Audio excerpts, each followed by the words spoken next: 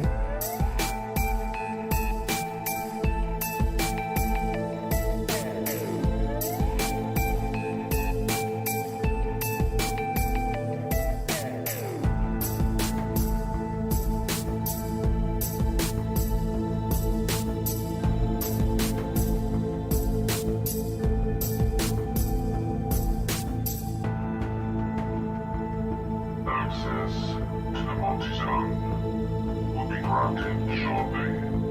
Please stand by.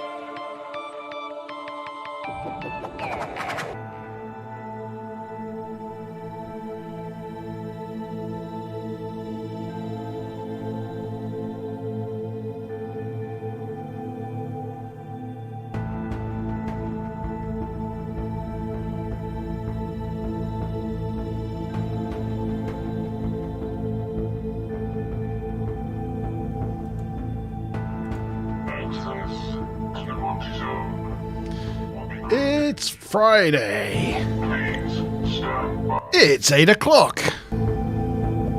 It's the Monte Zone. Yeah. Yay. Good evening, everyone. And it is Friday. It is 8 o'clock. It is the Monte Zone Get In. I've been waiting for this for a few weeks now, but it's come about. We're coming live to you from back. from Monte Central, and we have a Q&A session. G. Yeah, open mic and Q&A. So yeah, I'll explain that in a little bit and how you guys can all get involved, whether you're watching us live or some of you guys watch us on playback, so you can still in the comments put anything in there, and as I said, I'll explain in a bit how you get involved. Yes. Now, I will say to begin with, I hope you're having a good week, G, or have had a good week. Ish, man. Well, I'm about to make your week a lot better. Really? Yep. Because for the first time, I'm going to do this. Look at that. What's that? You moved me to the other side. I've given you the coveted left hand of the screen prime position in recognition for how well your videos have been going recently and the numbers of views and subscriptions you brought to the channel. I thought for this episode You deserve to be in pole position. So there you go. No, I'm like flattered and humbled, but at the same time panicked because I feel a little bit like I'm in the hot seat now. Yeah, you've been moved to the hot seat. The show G is yours. Oh my goodness! And I wasn't given any heads up or anything. No, we didn't discuss this beforehand, did we? I just thought I'm going to do it and just surprise him. Yeah. Nice. Yeah, there you go. So yeah, that has made my week a lot better. Thank you very much for that. Oh, good. So good. in return, how has your week been? Good, I hope. TNG was good on Wednesday. Yes, it was. Thursday night Fortnite live stream last night was fun. But apart from that, work's been pretty naff. It's been a pretty naff week. But anyway, Yeah. it's had highlights. That's the main thing. We've got all things channel to keep us happy and yeah. Definitely. I mean, on that note, I obviously dropped the fourth installment of Storytime Yes. into the playlist this week, and really pleased to say, because it's the first time we've officially collaborated, I would say, with an author. I reached out to the author of that book, Haunted Plymouth, and got in touch with him and had a chat about whether it was okay to use some of the content of his book within Storytime, because I just what was his name? David? No, it's Kevin Hines. Kevin Hines, is it? Yeah. Sorry. So yeah, basically reached out to Kevin, and who is the author of the book Haunted Plymouth, and I think has done some other publications as well. And anyway, so he said, he was happy for us to use some of the content, and so yeah, the fourth installment was a part of that book about a supernatural investigation that took place in a private residence here in Plymouth in an area called Manamead. And what was really good is that obviously I then did the video and uploaded it, and it had a good solid reaction from the audience, which was in keeping with the other story times. But then I got a reply back from Kevin, because I sent him a link to the video to say, I just want to share this with you, and made sure that we put a link in the description to the video to where you can get hold of his book. Anyway, so he watched the episode today, and I had him email me back saying that he was really pleased with the video. Thought we did a great job, and he really especially liked the pictures that we used, because he said it really set the tone of almost what the experience felt like, which was really weird, because I obviously wasn't there. It's just, but that goes to show that what was springing off the page was quite provocative and influential, because I sort of saw the imagery in my head. So but anyway, so he's been so happy with it that he's been sharing it on his platforms today, and it's just it's had an incredible amount of views today. Well, I say incredible, I mean really good for our channel at the moment. So yeah, I'm really pleased with that. Very cool. So say hello, because I can see that we've got sorry, I was going to go to chat. Yes. You say you're in the hot seat, you can say that. Yeah, well, I was going to say we first of all had D-Bot say hello, so saying hello back to D-Bot, and we've also been joined by the lovely Wrench Smiler, and I can see we've got some other people in chat, so make sure you say hello to us, because tonight is all about open mic and Q&A. So shall I get into explaining that first, and then we can drop into what we want to talk about? Yeah, you can do. Yeah, go for it. Excellente. So basically, this episode is called Open Mic and Q&A. So the open mic part of the show is where you can either join us in chat, as you are now, evening Mickey, and so you can either do it in chat, and basically the open mic part of it is if you want to tell us about any experiences that you've had or things that you've seen, or if there's something that you've come across out there in terms of like a picture or some footage, let us know where you've seen it. We can look into it as we're live here on the show, and then we can look into what it is that you've seen that you would like to share with us and get our thoughts on. Or you can join us in the studio. So in the chat, Monty's already dropped the link into the studio. So if you ask us in chat first about joining the studio, and then you can either join us in the capacity that if you just got a microphone, you don't need to come on video, or if you want to come on video and join us in the studio and share that part of the open mic. And then so that's pretty much the open mic. And then the Q&A part of it is you asking questions and us giving the answers. And you can ask us any questions, either about the channel or about content that we cover and what our feelings and opinions are on it, whether we're believers or skeptical, and or you can ask us about some particular stuff that we've covered already. So pretty much open over to you guys. You guys play a big part in tonight's stream. Yep, Mickey's just come back from the gym and is just grabbing some alcoholic beverages. I have myself, I was going to go with beer tonight, like G-Star there, but I've actually gone with a red wine. And very posh. My lovely wife bought me a New Zealand Oyster Bay Merlot, which is very nice, 2019, from Hawke's Bay. Lovely. Very nice. I haven't actually tried it yet, but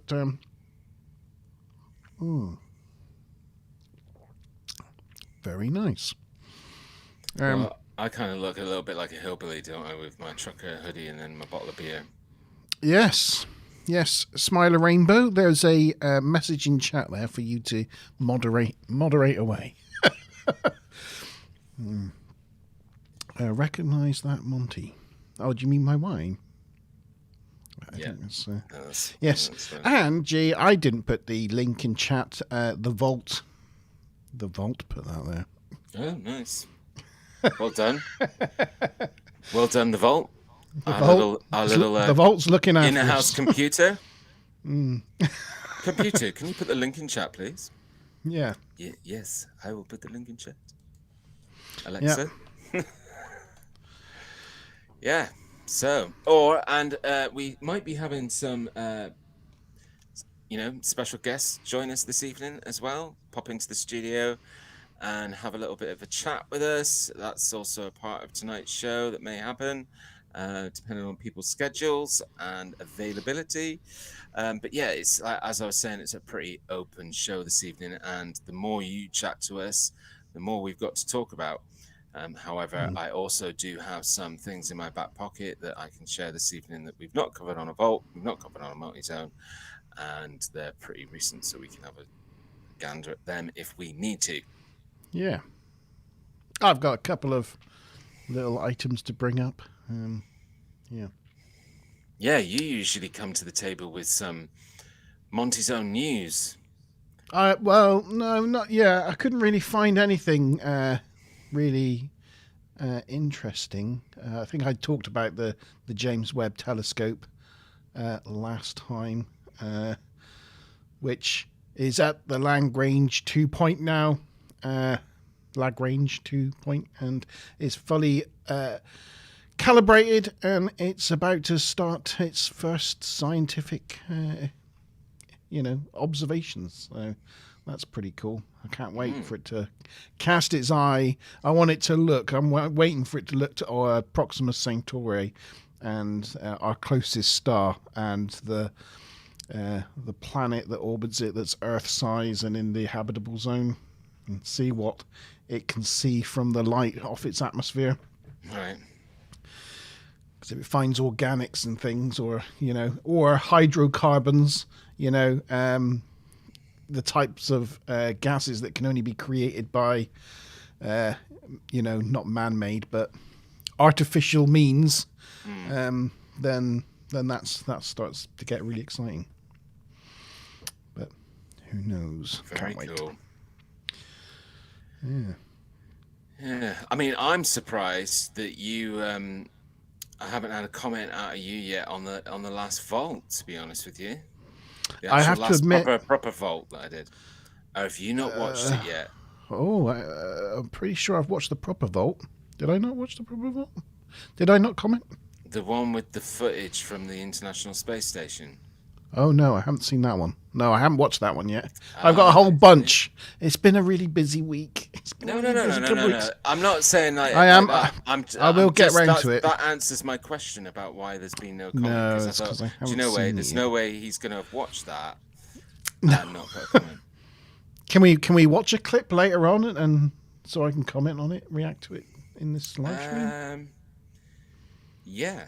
I mean, well, it's there on YouTube, isn't it? And it's ours. Yeah. So. It's ours, so it's our video. I guess so. Yeah.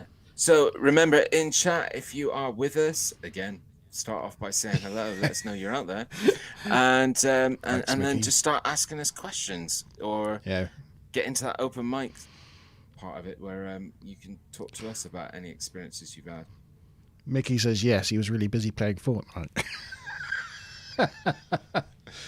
It's true. When was that? That was last night. Night. And I've got a new video. Myself and Alex eating American candy. I've just finished editing just before this video, and it's actually rendering on my PC now whilst we're managing the live stream. So good luck, computer. The 3080 is really truly doing its job this evening, I can tell you. If you haven't got a 3080 PC, what are you doing with your life?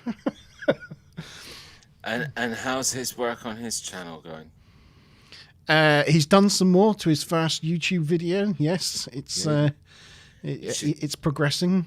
You should crack on and nail on down because what he's doing is really great. So if you're watching our pal, I think what you're doing is going to be fantastic. So keep it up.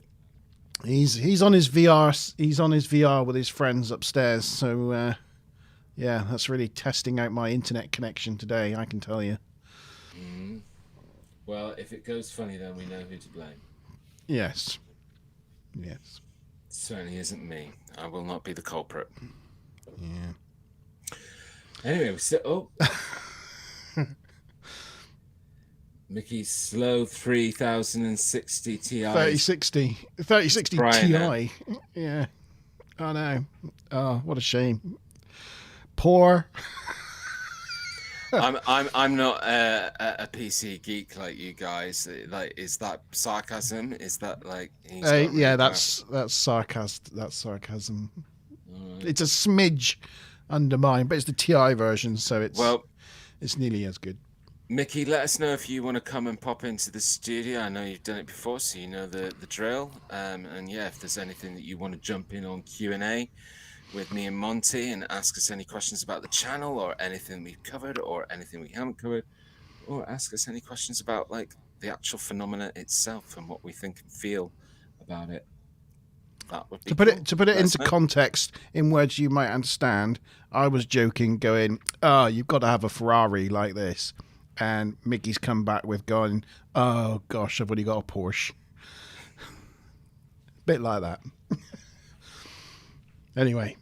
Yeah, he says he'll probably jump on in a bit. So. Yes, somebody will come and talk to us. Yeah, that's what we want. People talk. Yay.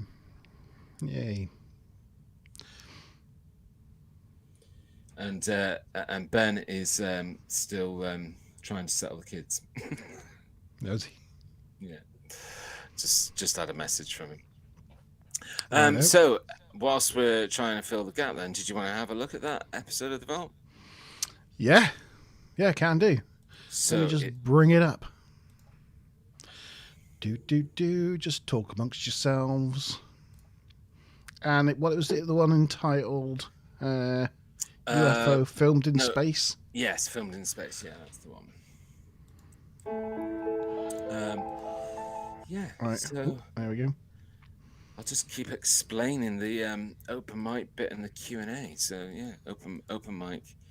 That's where you come onto the microphone, either on chat or and tell us something that's happened to you, or something you've seen, or something you want us to look at that you've looked at. I hate it when it puts that big white border around. Hang on, let me. I got to get rid of it because else it's just going to do my head in. I would say go to about, There we go. if I recall correctly, about 5 minutes in. If you just About 5 minutes in. If you want to get straight to the footage, that Straight to the review. I do like. Let me just. I'm gonna build this intro into the Monte Zone. I'm gonna merge it into the Monte Zone intro, so we've got a bit of the vault in the Monte Zone intro, I think. Yeah. Anyway, you didn't need to know that, but that's where the Monte Zone is, down there in the vault. That's in where the we vault are right now.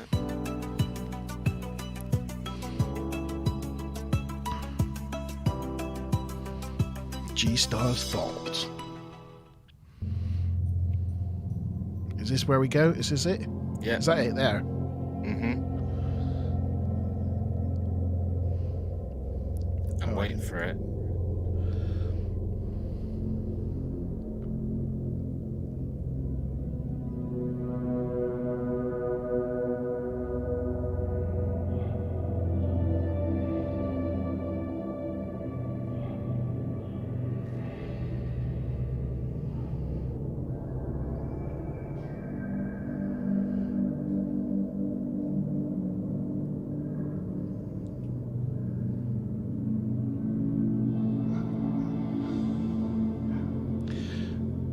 Is this footage that's been released from NASA? Yeah, from the ISS live stream. That's been taken from the ISS live stream, is it? Well, that's what the claim is. Pretty impressive, right?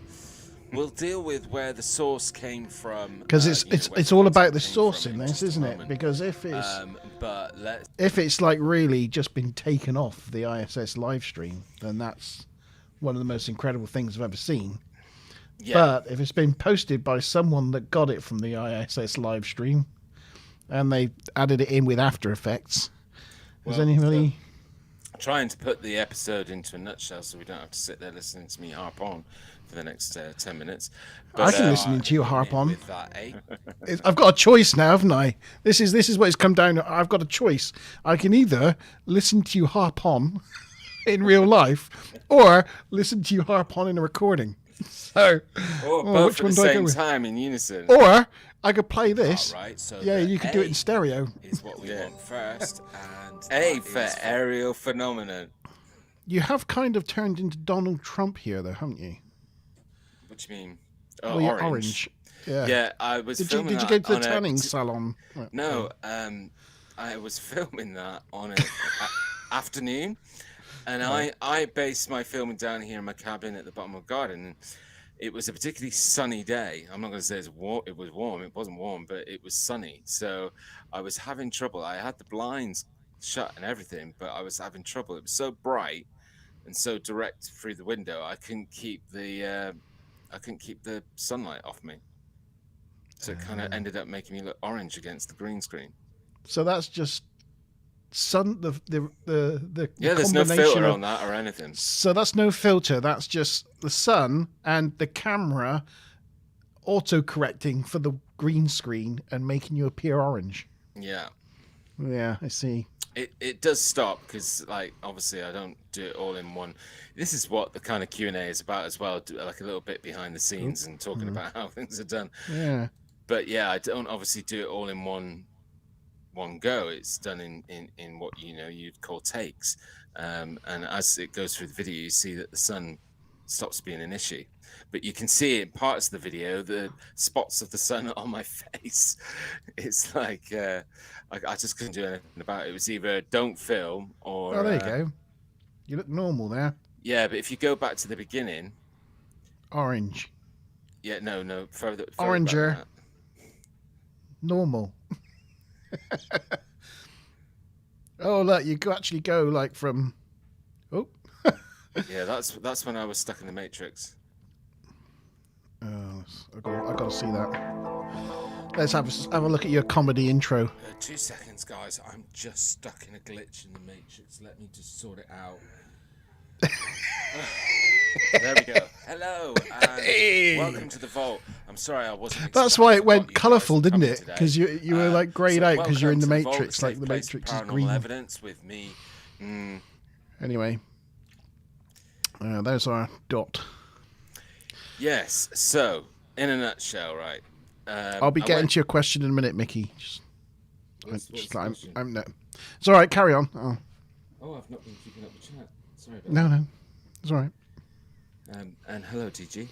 Yay, yeah. So anyway, hello. what was I saying? What was I talking about? This video. Yes. You were going to give us the. So I went away lowdown. to do a bit of research, right? Because the first thing that I was thinking about, so when I first watched this, for the first 20, 30 seconds, I'm thinking that's just a satellite. But then it starts moving really weird. And then you think, well, no, that can't be a satellite. Anyway, so the first thing that really bothered me about this footage is the thing in the top right-hand corner, and the fact that it looks like superimposed onto the picture. Mm-hmm. And so I wanted to go away and find the website where you watch the live ISS stream. So I went along to there, and in the video I share the picture because I took a screenshot. I went along to that website, and there was a message up saying that the live feed was down due to maintenance or something that the crew were doing, and they apologized for the inconvenience and it'll return. Now, bear in mind that this was, I went and checked this about 3 days after this was, it's quite recent. It was 3 days before that this footage got shared on the internet. Right. So, in a period of 3 days, the live stream is, the website is down. So I couldn't really, but then I went onto YouTube and found some other like long episodes where they've kind of shared the live stream from the ISS. And the thing is that, yeah, it's weird, but anything that gets caught in the camera that's filming from the space station, I don't know if it's something to do with the fact that there's no pollution sort of light in space, but everything looks really fake. It looks like, same with the moon landings in the film footage from the moon landings. Yeah. There's no atmosphere to. You're used to like seeing things as it steps away from your eyes, getting more sort of grayer because of atmosphere, but that's not the way it is. So yeah, and I don't know if that's also a byproduct of the fact that they use obviously quite an intense zoom and focus, because you're picking up the detail of the clouds, and that's probably a good, I don't know the distance between the outer atmosphere and where the ISS station is in orbit, but it's getting quite focused on that thing that's close to the camera and a good resolution of what's off in the distance. So I guess that's part and parcel as well as why that looks the way it does. But anyway, I went away and did the research to find out whether it looked like it was coming from a genuine live stream in the first place. So that got a tick, right? But then that doesn't preclude the fact that somebody could have filmed a portion of the live stream happening and then afterwards doctored something on top of it and then released it as if it was the live stream. Yeah. So, it's definitely got that question mark over it. But when you then look at going through like the A charts with it and like looking through the aerial phenomenon, you have to say, well, there's nothing that really readily explains that away. A couple of things that I dropped into the episode was the fact that the space station, it's moving at a speed of about 27,000, between 25 and 27,000 miles per hour.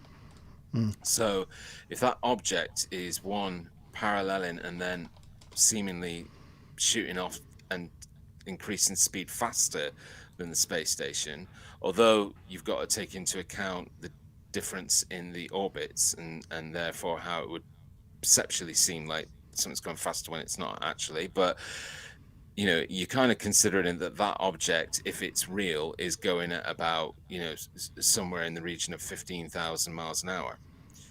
Yes. And then go on. I was just going to say thank you, Google, my electronic brain. I can't claim that I've got any brain power at all, especially on a Friday night and on a glass of wine. But I can tell you that the ISS orbits at 253 miles up. and your average cloud base is around 2 miles up. So those clouds are 251 miles down from the ISS. Right. So it's about, what's that, about the distance from us here in Plymouth to London? It's a long way. And that's what's even more impressive about the actual camera that they use and how it manages to seemingly keep everything in focus, whether it's in the distance or whether it's in the foreground. Impressive resolution. So anyway, yeah, so you can't, like, there's a lot of things that you can look at and say, well, because, you know, again, I shared that the fastest military craft in terms of a plane can only go 2,500 miles an hour, and that's a MiG-25, I think. So anything that was seeming to be going the speeds that thing's going, if it's real again, is something that probably you can't say we can easily explain. But the funny thing is these sort of the image that you're seeing on this footage is a very common what I would call amateur special effect that you can get. After Effects. Yeah. So, you know, but it's interesting. Doing a tiny little light in After Effects and making it look real is super, super easy. My hope was, and especially doing it so quick off the press, was to put it out there because it says on the shared footage that it came from the live stream on a particular date. So the source that shared it was willing to say it was on this date. So it made it, the person made it easy if people want to go and check that live stream, right? Or try and see, or try and remember whether they were watching the live stream. And again, the hope is that putting the episode out there and people commenting that if somebody did see it and did see it live and they, you know, say it helps support it, or if somebody, you know, the vice versa. But, you know, what I wanted to do, and I'm hoping that when the website's back up on the live stream, that there's an option there. I don't know if you can go back and watch like history of, you know, coverage, and then I can go back and have a look and see if there's something around that. The thing is, it only gave the date; it didn't give an exact time. So, you know, you're having to look, then think about watching 24 hours of live stream. Come on, you need to be dedicated, G. You need to be dedicated to your craft. Yeah. But I thought it was another. The other reason I thought it was interesting to share is just because you don't get very many things shared from, like, it being filmed from outer space. There's only a handful of examples of that. Oops. Yeah. Some of them look ropier than others, but, you know. Yeah. There is only a Well, handful. it was interesting. Yeah, sorry I hadn't got around to watching that one yet. Yeah, but that was interesting. So there's the jury's out then. There's no definitive, or do I have to watch the end of your video to find out? Well, you know, actually, I just want to drop in and mention that Mickey, he put a fantastic comment on the video where he did his own breakdown of the A-Carts model. And he put some really interesting stuff in there about how when you go back and watch the footage, you can see the thing like seemingly glimmer. Which, if it's real, gives you the impression that it's something that's spinning. So therefore, it's like it's the sunlight kicking off of it. So that might help put sort of a description or explanation to it. But it was some really good comments. So thank you, Mickey. Yeah, cool. And we do have a question from Mickey. We first do, question of time. and it's the first question in our question and answer session. Yeah. Yes. How did our stay at Haunted Hotel go? So, yes, as you may or may not know, recently G-Star and myself went down to the Jamaica Inn in Cornwall. Kind of like really central, in the central Cornwall area, up on top of Bodmin Moor. And, yeah, we stayed there for the evening. It went quite well, didn't it, G? Yes. I have taken some footage, and I'll be making a video of it. I just wanted to get the US candy one out of the way, but yeah, I will be making it for a future Monte Zone video. Unfortunately, we came up against a bit of an obstacle, didn't we, Jim? Well, I consider there to be two. There was two obstacles. Well, there was two obstacles. Yes, correct. The first one being the weather, and the second one being how drunk I was. No, I'm joking. There's three obstacles. Yeah, the weather was pretty awful, actually. And the second one was. Look, before you say the second one, okay, can I just say that was an obstacle, the weather. However, it was very typical Bob Moon weather. So if you were actually a proper film crew and wanted to film something on the foggy, dark, dreary, wet, rainy Bob Moon winter. Bob Moon Moor. Yeah. It would have been ideal conditions. So it definitely added to the ambiance of our visit. So yeah, it was definitely a positive in that respect, but a negative in the ability to be actually film and record. Yeah, it was, and it was kind of doubly so because of the second problem, and that was we weren't thinking of ourselves as a professional media outlet and film crew, but unfortunately, because paranormal investigations and that sort of thing is very much a part of the Jamaica Inn's IP, they basically didn't allow us to film there, which was a bit of a problem to making a video. Apparently, we should have contacted their paranormal team ahead of our visit, so we could have talked about the type of content we were going to make, gave them an overview of like a storyboard of what we were going to do, and so they could review our channel. Yeah, I mean, at the time, it seemed a little bit kind of severe to us, but actually, in hindsight, then when we kind of noticed that actually there's quite a lot of stuff that they regularly do at the Jamaica Inn. So every other weekend, they either have a murder mystery evening, or they have a paranormal investigations evening, which is 6 hours of people watching footage and talking about experiences and doing their investigations into it. So they're quite active within the sort of paranormal community. So I guess if we're going to then film, and we're coming from a channel that covers a lot of content about paranormal, they're going to be wanting. Yeah, but the fact is that we're not a very big channel, and it from our side of it is thinking, well, what damage could we do, really?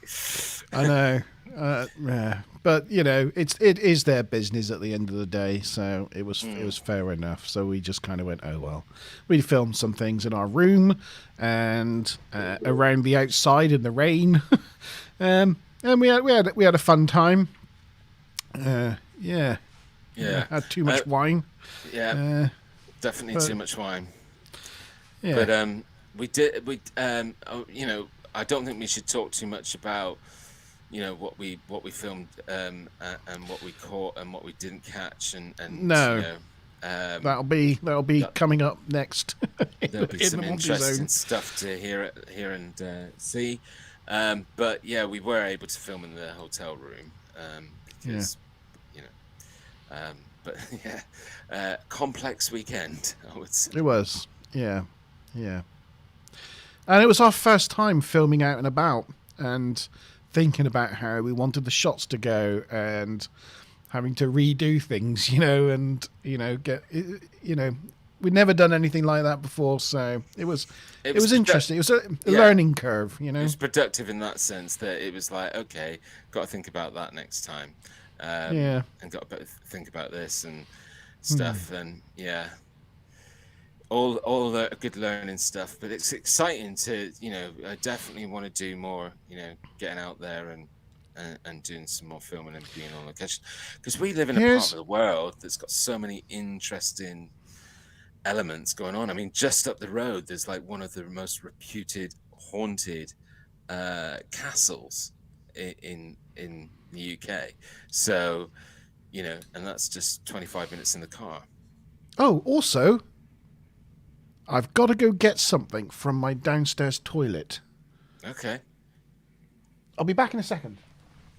Well, I'll keep talking to you guys. So I think hopefully give us a thumbs up, Mickey, if that answered your question about the weekend. But yeah, it was good fun, and thank you for the comment about. I don't think I'm putting ourselves down. I'm just being realistic. You know, we do a good show here, and we run a good channel, but at the moment we're not. You know, we're probably not got an encatchment area of where we'll get to. So. But what's good is I was only thinking the other day about the fact that, you know, if we do continue to grow and we have more subscribers, and you know, people tend to join channels and then go back and watch earlier content. So at least I would be proud of, you know, most of what we've done anyway. So yeah.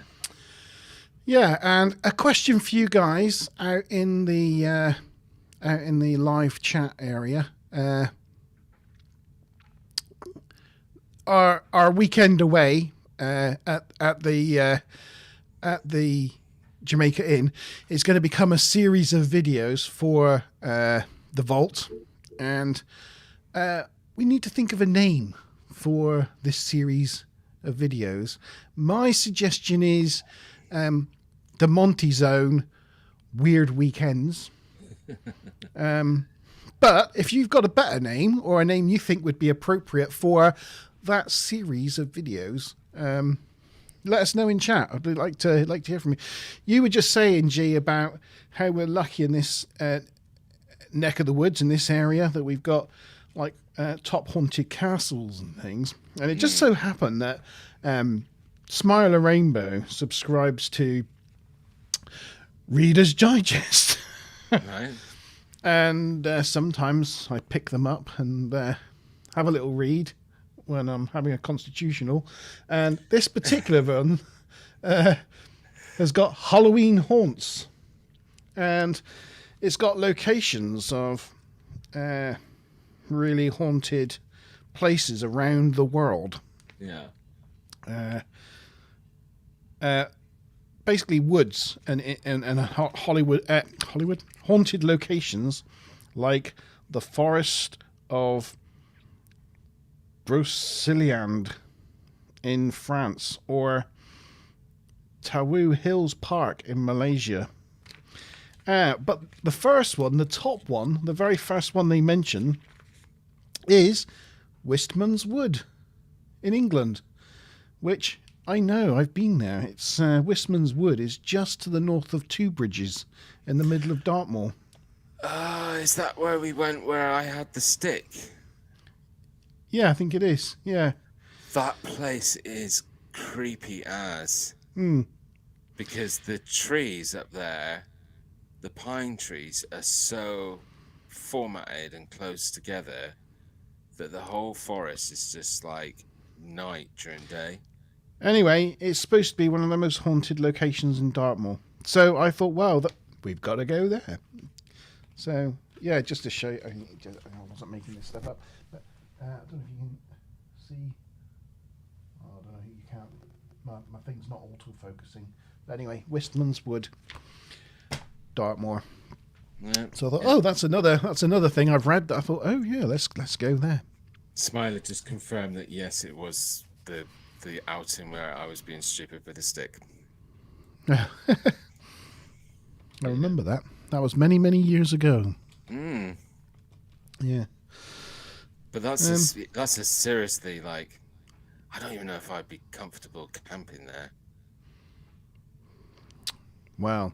But that's just going back to what Monty was originally saying before he popped off for his Reader's Digest.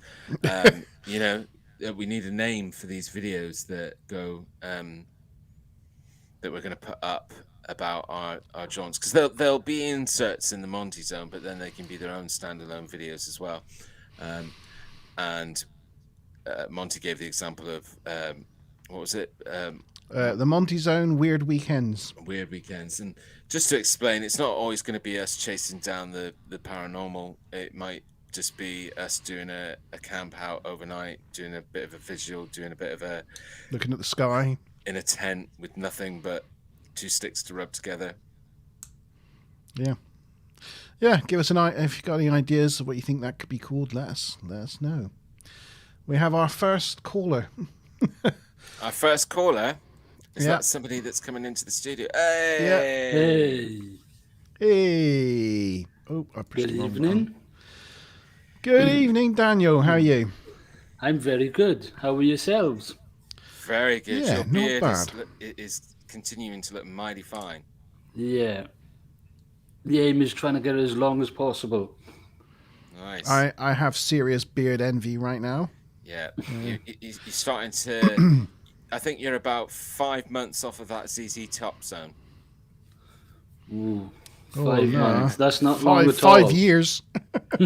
5 years, you reckon? No, maybe. They do say it slows down the longer it gets.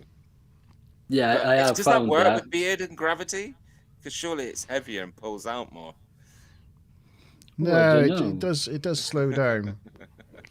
I'm just- I am having serious beard envy, and I think I'm going to have to break open a bottle of Just for Men, to be honest. Yeah. No. Hiya, Daniel. Oh, sorry. I thought you were talking about the other Dan. Sorry, getting all confused. So how are you, Dan? I'm very good. Yes, thank you. Yeah? Yeah. And all the guys good as well? Becky and the kids? Yeah, touch wood. They're all good at the moment. All Cool. healthy. Good. Yeah. So Um, that's good. Is there anything you'd like to come and talk about this evening, Daniel?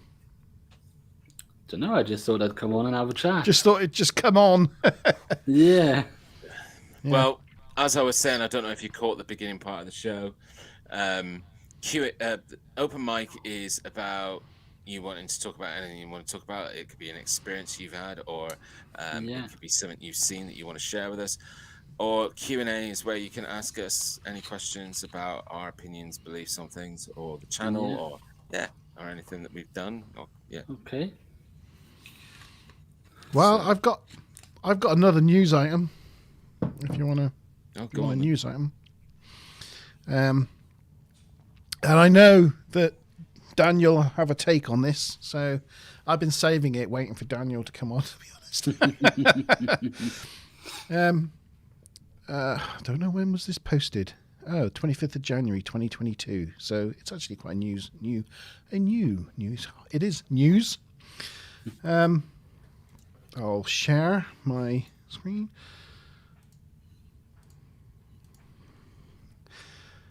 S Club 7. No, you didn't expect me to say that, did you? You didn't expect those words to come out of my mouth. S Club 7's Paul Catamol has made a drastic career change by offering £40 psychic readings. S Club 7's Paul Catamol is really desperate for money, and he is trying his hardest to get money. I think he did not very long ago file for bankruptcy and have to sell his Brit Awards. But,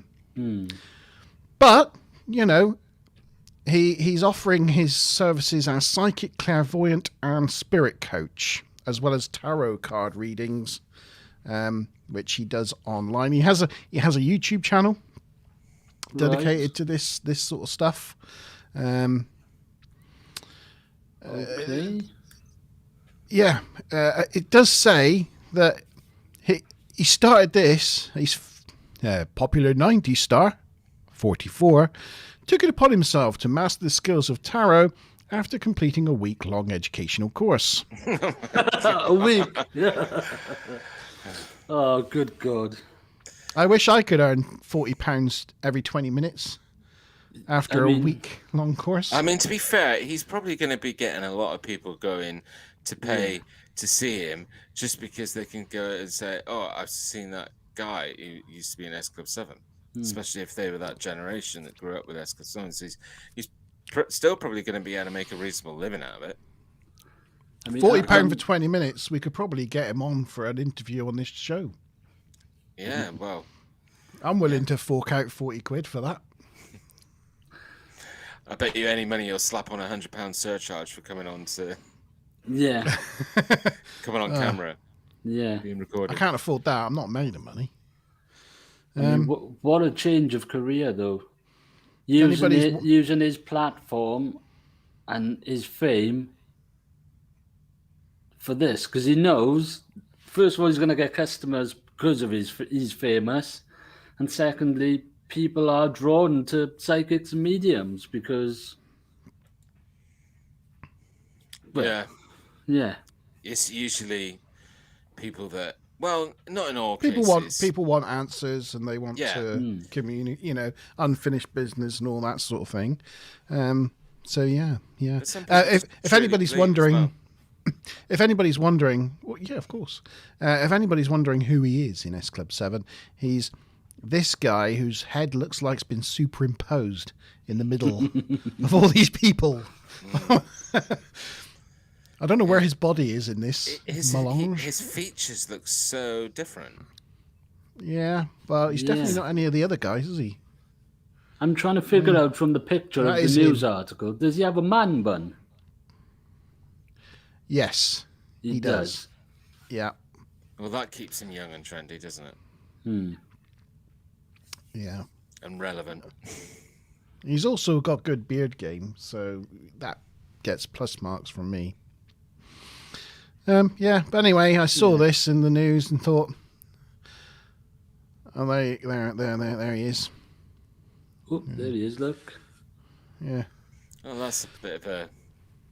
No, actually, he doesn't look anything like he used to. No. It's almost like he's had a face change. I mean, that is him, isn't it? It's not that guy.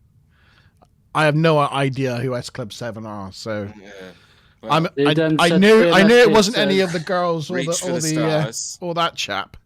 But was it Reach for the Stars? Yeah, that's right. It's got to be that one. It's got to be that guy. And then I think they did several songs that were actually called S Club, like S Club Party, S Club. Yeah. S Club's breaking up. S Club so we're gonna get S Club's kids. Oh, they did do S Club. They did that. I think they did that. Yeah, they did that. Anyway, there you go. That's that was a bit of fascinating news there, Monty. Thanks. It segues into what there's something tragedy. Very good, Smiler. Very good. Yeah. There was something I wanted to maybe get your thoughts on. I don't know if you've seen my recent video on my channel. Unfortunately not. It's called I Need Your Help. And it's your fault, G. Right. Okay. If you remember the last live I was on with you guys, you mentioned about doing a live stream on psychics. Yeah. And it's got me hooked again.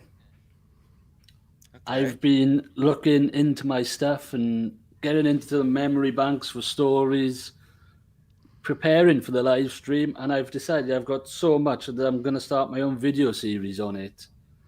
Wow. But because of some of the content, I don't want it public. I don't want it public on YouTube that anybody can search and watch it. I've been racking my brain how I could do it. Okay, so when you say that you don't want it to be like watchable by anybody, you just want it to be, I guess, are you saying that you want it so that certain people can have a look at it? Yes, so certain people can look at it, and just people who are interested in that sort of stuff. Whether so you could make... or sorry, go on. No, I was going to say, so you could make your own sort of like a, I don't know, Facebook group or something, and approve those people who join your Facebook group, and then in that group post links to unpublished, protected YouTube videos. So they don't come up in YouTube searches. They're not publicly available videos, but if you have a place where you publish the links to those videos, but you can control who comes into that place. Something along those lines. I did look into Patreon, but I don't think I can set a free Patreon. If you set a Patreon up, people have to buy, and I'm not concerned about making money from it. There's some things that I'm going to be talking about which are personal and they involve other people, which I just don't want to be freely sort of available for any old Tom, Dick, and Harry to watch. Okay, so on if it's like if you're talking about a very select small group of people that you would want to share this with, just to be able to have that dialogue with those individuals. If you make the video private, you can still send the link private. If these are people that you have a good relationship with, you can send the link to them. Yeah. And then if they've been sent the link, they'll be able to get access to watching the video, but they won't be able to share it. They won't be able to put it onto another platform. So you're secure in that way, or the best sort of level of security I think you can get. But and therefore you then just either have to have some way to email or message someone to be able to share that link with them. That's what I've done before. So, for example, I have I have another YouTube account, but I basically in the past have used for work purposes. So when I had like a team of 30 people, and I wanted to do a video where I do like a big brief to them, I just put it onto that channel, put it to private, and then I send a link to my team so that my team can watch it. So this is what I'm thinking. But then the other thing is, when I do publish a video and people who are interested, how do I get around that sort of thing? Because I don't want to just send it to people. I want people to... Does that make sense? Yeah, to ask for it, I mean, if you're generally just wanting to attract people that are like-minded and probably feel about the subject matter in the same way that you do, so you're not going to get, then Monty's suggestion probably is the best suggestion in terms of having a Facebook group where then you have to approve anybody to join the group, and you can set the criteria of what they need to share to convince you. So as part of that, you can set it so that they've got to tell you a story of their experiences and what their beliefs are, and then from what they obviously then send you, you can review it and think, does this person sound like they're being genuine, and then admit them to your Facebook group, which is a private group, and then you share your video content on there. You don't even need to put it on YouTube and then share the link to YouTube. You could just put it directly onto Facebook. That's probably a good shout. Yeah, if you need any help with that, then let us know, and we can, as Smiler Rainbow says in chat there, we can help test it, and we can help you out with that one. Yeah, but I've already filmed the first episode, and I'm just sitting on it, just trying to find the best way to go about it. So I think the Facebook group is probably going to be the best bet. Yeah, I mean, the thing is, if you've got a good selection of, like, within that, because you said you were going to do a series, right? Like a series of videos. If there are certain episodes that you want them to be available to the public, you could ask within that video or within the comments or description for people, if they're really interested in this subject matter, follow this link and join our Facebook group, and then you can get access to special content. So then, therefore, those people that are like-minded will drive from the other videos that you don't. Do you know what I mean? Do you understand? I know what you mean. Yeah, I know exactly what you mean. Yeah. Once, it's unfortunate we're not bigger, because once you get over 1,000, no, I don't think you have to have 1,000. I think it's maybe 400 or 500 subscribers in YouTube, you can then set up YouTube membership program, which people can subscribe to, and then you can post members only videos. So the people that are on your members program only see those videos, but you can't do that until you've got so many subscribers. A lot of people do that through Patreon. Like Think Event does that through Patreon. Yeah, they people prefer Patreon because with YouTube membership program, YouTube take a cut. So between that and Patreon, it's like I'd rather do it on Patreon. Patreon, I think, take a cut as well. It's just not as big as YouTube. It's not as believe. big. No, that's right. Yeah, yeah. So hopefully we've answered that question for you. Yeah. This solved the problem. Yes, thank you. Yes, and Mickey's backed it up and said that can also be done on Facebook. Yeah, but yes, you've got a couple of options there, depending on which way you want to go for it. It sounds to me like what it is you want to ensure that you're attracting like-minded people. It's not even attracted like-minded people. It's keeping people's identities safe. Because there's a lot of things I'm going to be talking about. First of all, I've never told anyone. Do I tell you something now, or do I wait? I'll tell you half of something. Okay. Tease it. You're going to just leave us hanging. No, that's fine. Well, tease it. Yeah, tease it. It's going to leave you hanging. Yeah, and then we'll be sure to watch. So this is something I've never told anyone. Never. Becky doesn't even know. No one. I am friends with 2 fraudulent mediums who are quite open in the fact that they are fraudulent and they know exactly what they're doing. Wow. And there is more to it, but I will just keep it at that for now. Yeah. This could be a very interesting series, though, if you've got a backstage pass on that. You could make some interesting videos, with anonymizing, people and places and things like that. But just that is very interesting. My recommendation, though, would be not to sensationalize it too much, because then that might draw the wrong crowd. No, I don't plan on. It's just going to be me as I normally do. There's no frills or spills. It's just going to be. And your videos are very chilling. Yeah. Like chilled. I don't think chilling is the right. Well, that wasn't the right. Well, it's right on 2 counts, yeah, because some of them are. Some of them are chilling. Dance videos are quite, chilling. Chilled. Yeah. Chilled and chilling. Chilled and chilling. It's like having a cup of tea with someone. Ice cold. And talking scary stuff.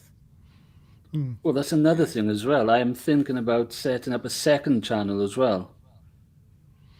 Oh, because of the psychic live stream that you suggested, I've also started playing with these again. And getting back into magic. Oh, Wonderful. Yes, you did say, yes. I love a bit of magic. So it's something I've studied for 15 years, and it's something I'm thinking about. I just don't know what direction to take it, because there's so many magic channels on YouTube. Yeah. And I just don't want to be the same as them. I want to take a different direction. So. Well, if you want an idea of a different direction, this is just an idea, but it's a guy that I discovered because he recently subscribed to the Vault. So I found him through being one of our subscribers, and I'm just trying to find him now. But it's really fascinating what he does. He's just a little YouTuber. Sorry, you're going to have to bear with me a moment. There he is, In the Margins. Oh, his channel's called In the Margins. He's got 230 subscribers. But this is a history channel, and it's a story channel. He tells factual stories about history. So he gives like little history lessons, but he does it in the medium of magic tricks. Really? So he's a magician. He's an amateur magician, but he tells stories about like the history of the Knights of the Templar and how they sort of created monetary systems, or histories of, I don't know, ancient immortal gods, the stories of those, or he gives like these stories whilst at the same time performing magic tricks. Really? In the margins, check that out. I've just looked him up. I will be having a little watch after I've come off here, I think. What video are you referring to, Mickey? He said he found it very interesting. Be interested to know what video he was. Feel free to come into the studio and share your screen. You got a multi-screen setup. Yeah. Yeah. Once you're in the studio, you can share stuff. But yeah, feel free to pop in. Not that I don't mind you commenting in live chat, because every comment in live chat boosts the YouTube algorithm. So yeah, feel free to chat away. Don't hold back. I guess the thing is, though, just in what you were revealing there, Dan, is that in every kind of category of, I guess, any phenomena, entertainment, whatever, there's always going to be people who are going to manipulate it and be fraudulent, and then you're going to have people that are a little bit more genuine and good-hearted. And I certainly haven't had the experience myself, but I've certainly spoken to people who have seen and spoken to people who aren't entitled mediums, so they don't claim to be a medium, but to everybody around them, it's very obvious that they've got like a very strong sixth sense, and they talk about a lot of things that really shock people. And so I think there's in everything there's good and bad, in all the kind of stuff that we look at. I mean, the true people I know, I'm only friendly with them because they don't. First of all, they don't charge, so they're not doing it for monetary gain. And they don't advertise. It's just something.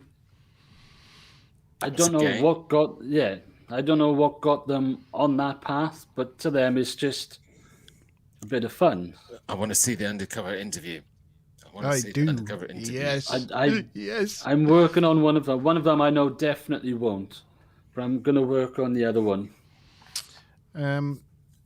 Mickey, yes, sorry, only the wrenches can post links in live chat.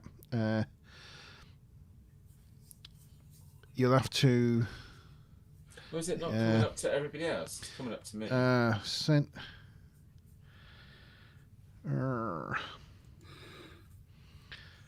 Hang on. Talk amongst yourselves, everyone. Well, yeah, I am. So, where are we at? Talking about meetings, yeah. Anyway, so did you have any questions for us? Yeah, how much is a pack of crisps these days? Question. Let me think of a good question. Could be anything about. Okay, this will be an interesting one. Out of all the things we've spoken about, so. What's the live streams I've been on? Bigfoot, UFOs, and cryptozoology. Mm-hmm. Which of the things that we've spoken about do you think is more than likely going to turn out to be real? And which one do you have the least belief in? Ooh, that is a toughie, because. Okay, got the link, Mickey. I've got it queued up. Can we only choose one? Like, you can give your thoughts. You don't have to just choose one. Sorry, what was the question? The question was, out of all the sort of live streams that we've done together with Dan, where we've covered Bigfoot, UFOs, we did cryptozoology, we also did what else was it, Dan? It was Skinwalker Ranch. Skinwalker Ranch. Of everything that we've kind of done and subjects we've covered, which one do you think is most likely to be found to be real? And which one do you think is the most questionable? Is that right, Dan? Yeah, most questionable, least believable. Yeah. Yeah. I struggle with the Skinwalker Ranch because of the people involved in it and the history documentary style. Just smacks of tabloid nonsense. Personally, I might get some comments about that, but that's just my take on it. But I think for me, other intelligent life in our galaxy, let alone the universe, is a dead certainty, just because of the literal hundreds of billions of stars, possibly trillions and trillions, if not more, habitable planets in this galaxy alone. There must be other advanced civilizations out there, because one happened in this lowly solar system. So, and there must be some. I mean, we are relatively new to the party next to the age of the galaxy and some of the stars in the galaxy. For example, Proxima Centauri, literally our neighbor, 4 light years away, next door, is an old dwarf star. It's like a brown dwarf. It's a lot older than our solar system. The habitable planet around it is a lot older than our planet, and that's right next door. You know, so for me, of all the different categories, UFO visits or alien visits that they would want to keep secret them from us because of how primitive we are, is the most likely. A bit like Starfleet, you know, in the Prime Directive, visiting planets, you know, who watches the Watchers style. That seems like the most of the things. You know, we had that heated, well, for us in the Monte Zone, heated discussion about Bigfoots, and I just find that we've monitored exhaustively the planet to death now, that I find colonies of large human size, if not bigger, primates unlikely, unless they are I think, like Ben kind of believes in being interdimensional or something like that, which is why we struggle to nail them down. But yeah, that's my brief take on that, Daniel. It's that surprised me how assertive you were there on certain points, Monty. I'm like almost blown over. Oh, sorry. Well, I know it didn't seem like I was paying attention, but I was just looking at the link that Smilers just shared in the thing, which I think came from Mickey. It's a link to an article, which we'll come back into a minute because I want to fully answer Dan's question, because it is one of the sort of second questions that we've had this evening. But for me, pretty similar to Monty. I mean, we've talked a lot. Something that we haven't talked a lot about on Monte Zone and G-Star, in a sense, really, G-Star Vault, is the fact that we've covered a lot about UFOs, but we haven't covered a huge amount about the existence of other life or aliens. We have done it loosely in little spots here and there, but it's mostly been about UFOs, and UFOs is just unidentified flying objects, right? So on the subject of UFOs, there's still some question mark for me, but in terms of existence of other life out there, I'm exactly on board with Monty. I mean, for me, mathematics, it's anybody who doesn't believe it's the case is you know, in my world, a little bit delusional. Yeah. Whether they've visited us or have been visited us in the past, again, that's something that I am 100% certain on from my belief system. But in terms of a lot of UFOs, I think, like anything, like I was saying just a minute ago, you get people who will intentionally kind of try and pull the wool over people's eyes. Then there's a lot of nonsense out there that's just pareidolia and people's mistaken identity and over dramatizing it, but not essentially realizing what they're doing by dramatizing it. But I believe that maybe there's some genuine stuff out there. But in terms of that's for me still interesting to investigate, because I don't believe everything, but I do have my belief system. My belief system is that there is other life in the universe, and I do believe that they've either visited us in the past or they're currently visiting us now. My personal probably where I favor is that they've been here for a long time, or they've been visiting us for a long time. So, and then with the Bigfoot again, I'm a little bit like exactly like Monty in the fact that it probably interests me the most because it's the one that I want, and I feel something inside me might end up. Something gets found out. Like it feels like even in the last few years, I didn't talk because you joined us for the last Bigfoot show that we did. I did, right? Yeah. And the one thing I really forgot to talk about, and I regretted afterwards, was that I was obviously talking about the map, and I was saying that I had previously seen a map where all the dots are outlining both the sightings and the increase in population, right? Now, in one breath, someone might view that as saying, well, because there's more people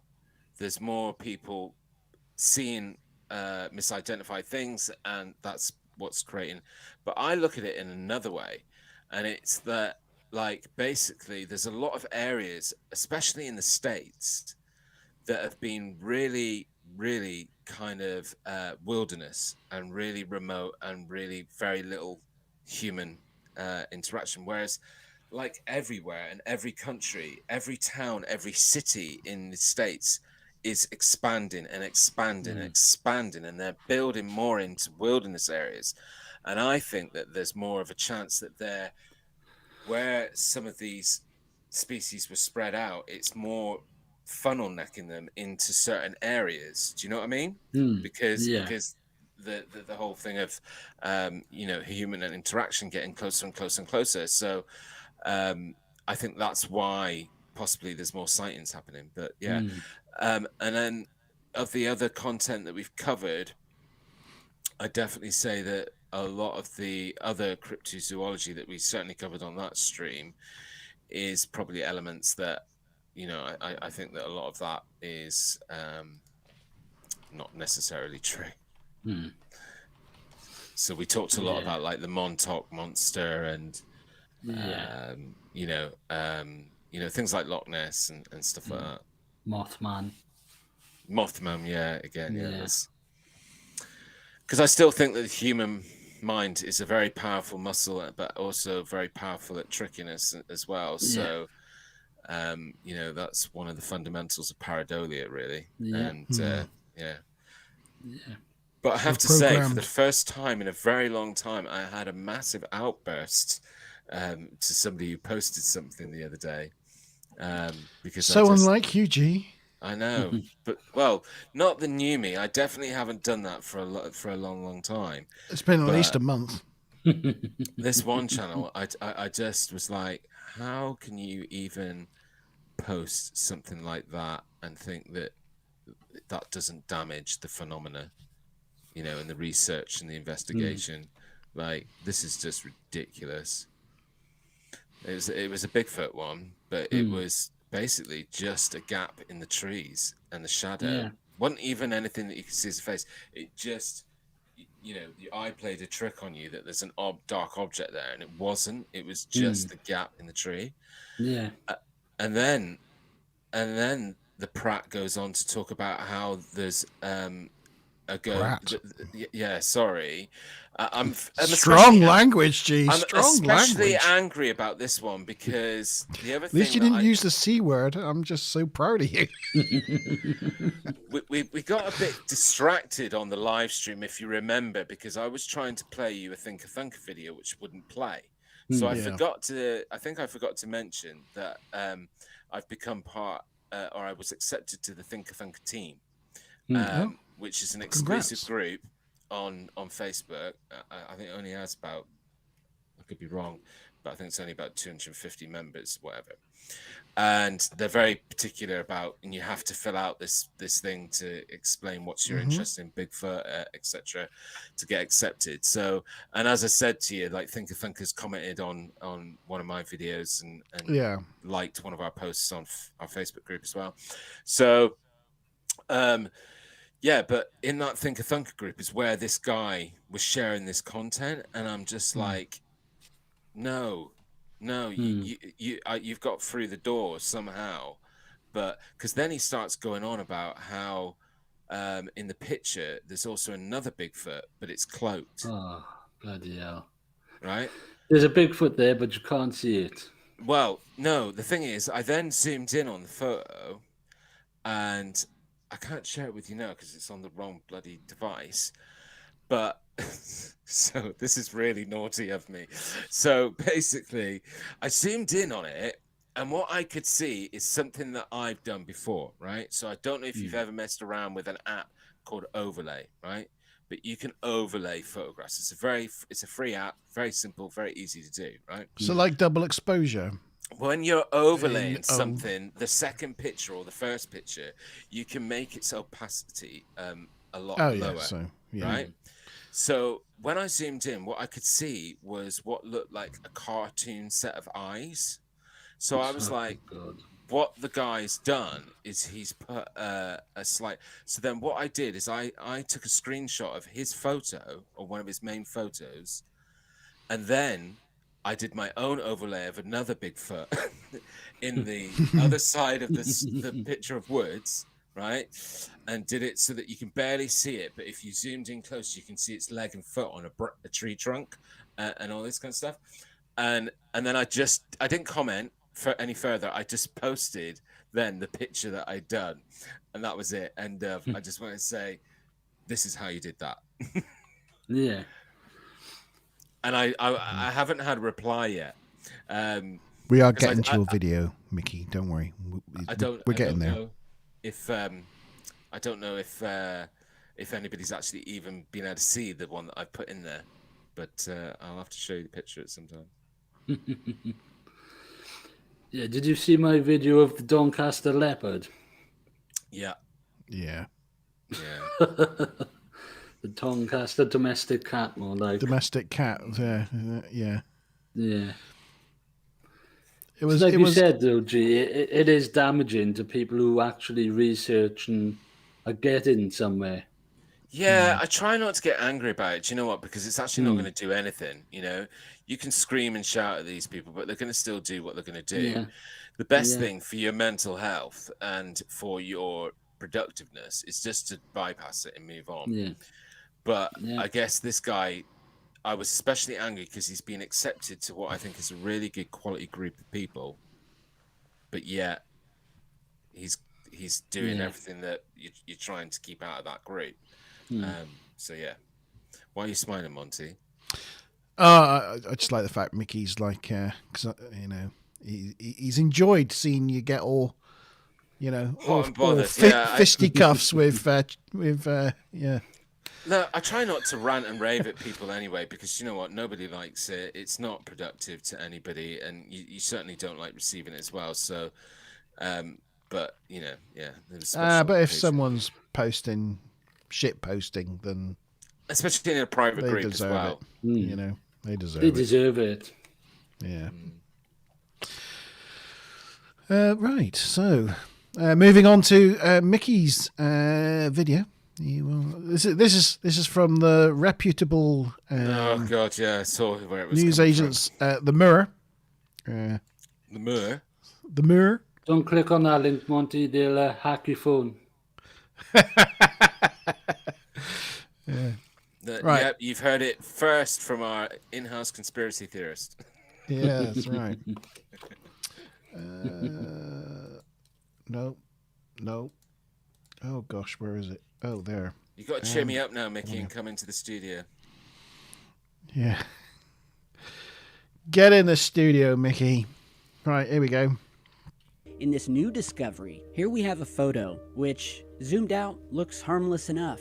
This was snapped during one of the early Apollo missions. I think it was maybe Apollo 9, where the astronauts had been sent up into space merely to do spacewalks and orbit the Earth. Turn it off. This is when they were planning on going to the moon. But first, they had to get into space, learn how to orbit, and then years later, they would build the moon lander and go to the moon. And so this is a photo that was snapped by one of the astronauts doing spacewalks before coming safely back down to Earth. And first of all, this photo is sideways. So let's flip it up to the correct perspective here. And remember, this photo was taken from space. So you are looking at thousands upon thousands of miles from one end of the picture to the other. And just like in the past photos of the dark triangular craft seen above Earth in shuttle missions that happened many decades later, well, as we're zooming in, this was discovered to be lurking amongst these clouds all the way back in the mid-60s when this photo was taken. Is this supposed to See be that little dot there? That's our baby right there.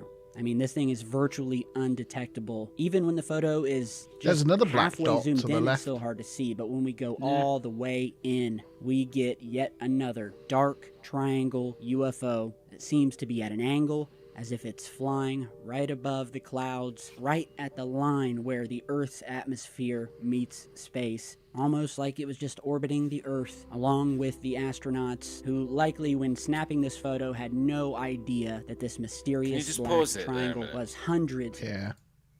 So I just want to answer, or I just want to comment on what Dan just said there. I don't know if this is actually, is this the video?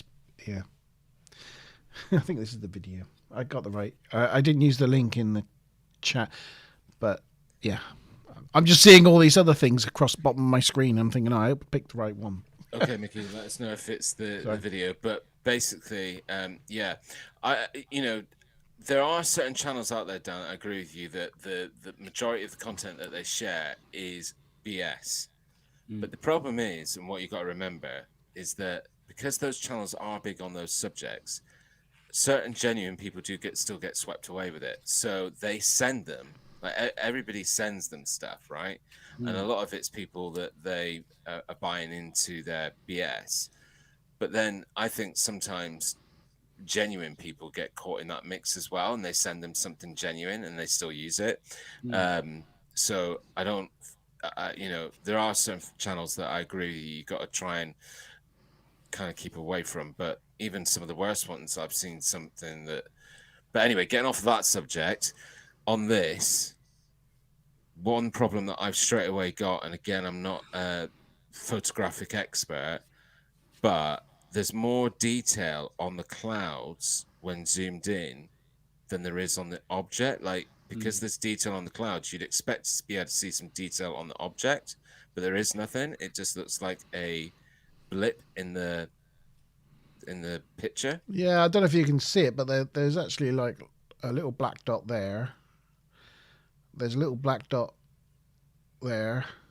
I mean, I've got a massive screen here, so I don't know if you can make it out on our. I can make the second one you just pointed out. There is another little one there, but once you zoom in, you can see little black dots. Although I think it's probably just a speck of dirt on the lens. The thing is, for me, you've got because more what they do clarity is on the cloud. a bit like that shot you saw of the International Space Station earlier. With these space cameras, it's like they don't have zoom or there's nothing like that. It's just the what do you call it? The receptor, just capturing the light for the image. There's nothing. There's no magnification or anything like that. It's just straight up box. You get what you get. So that's why the things that are close to the lens and the things that are 1,000 miles away all look the same focus. Because there is no layers like that. There's just the light receiver, and that's it. So Yeah, I just think it's just a speck of dirt. You can't see it moving. It's not a film or anything, is it? It's just an image. Yeah, I agree. The way the video has been formatted is that you're seeing live footage from, like, obviously a NASA live stream, which has nothing to do with what they're bringing attention to. Then they take you to the New still discovery. shot where they Here zoom we in. have a photo, Yeah, which it's just zoomed a out photo. looks harmless The only enough. thing with the This speck was of snapped dirt, during wouldn't one it of be the the early same Apollo size missions right and the way hundreds through? of miles away in the distance. Not if it's actually in, like, especially with modern digital photography, you can still get pixelation issues.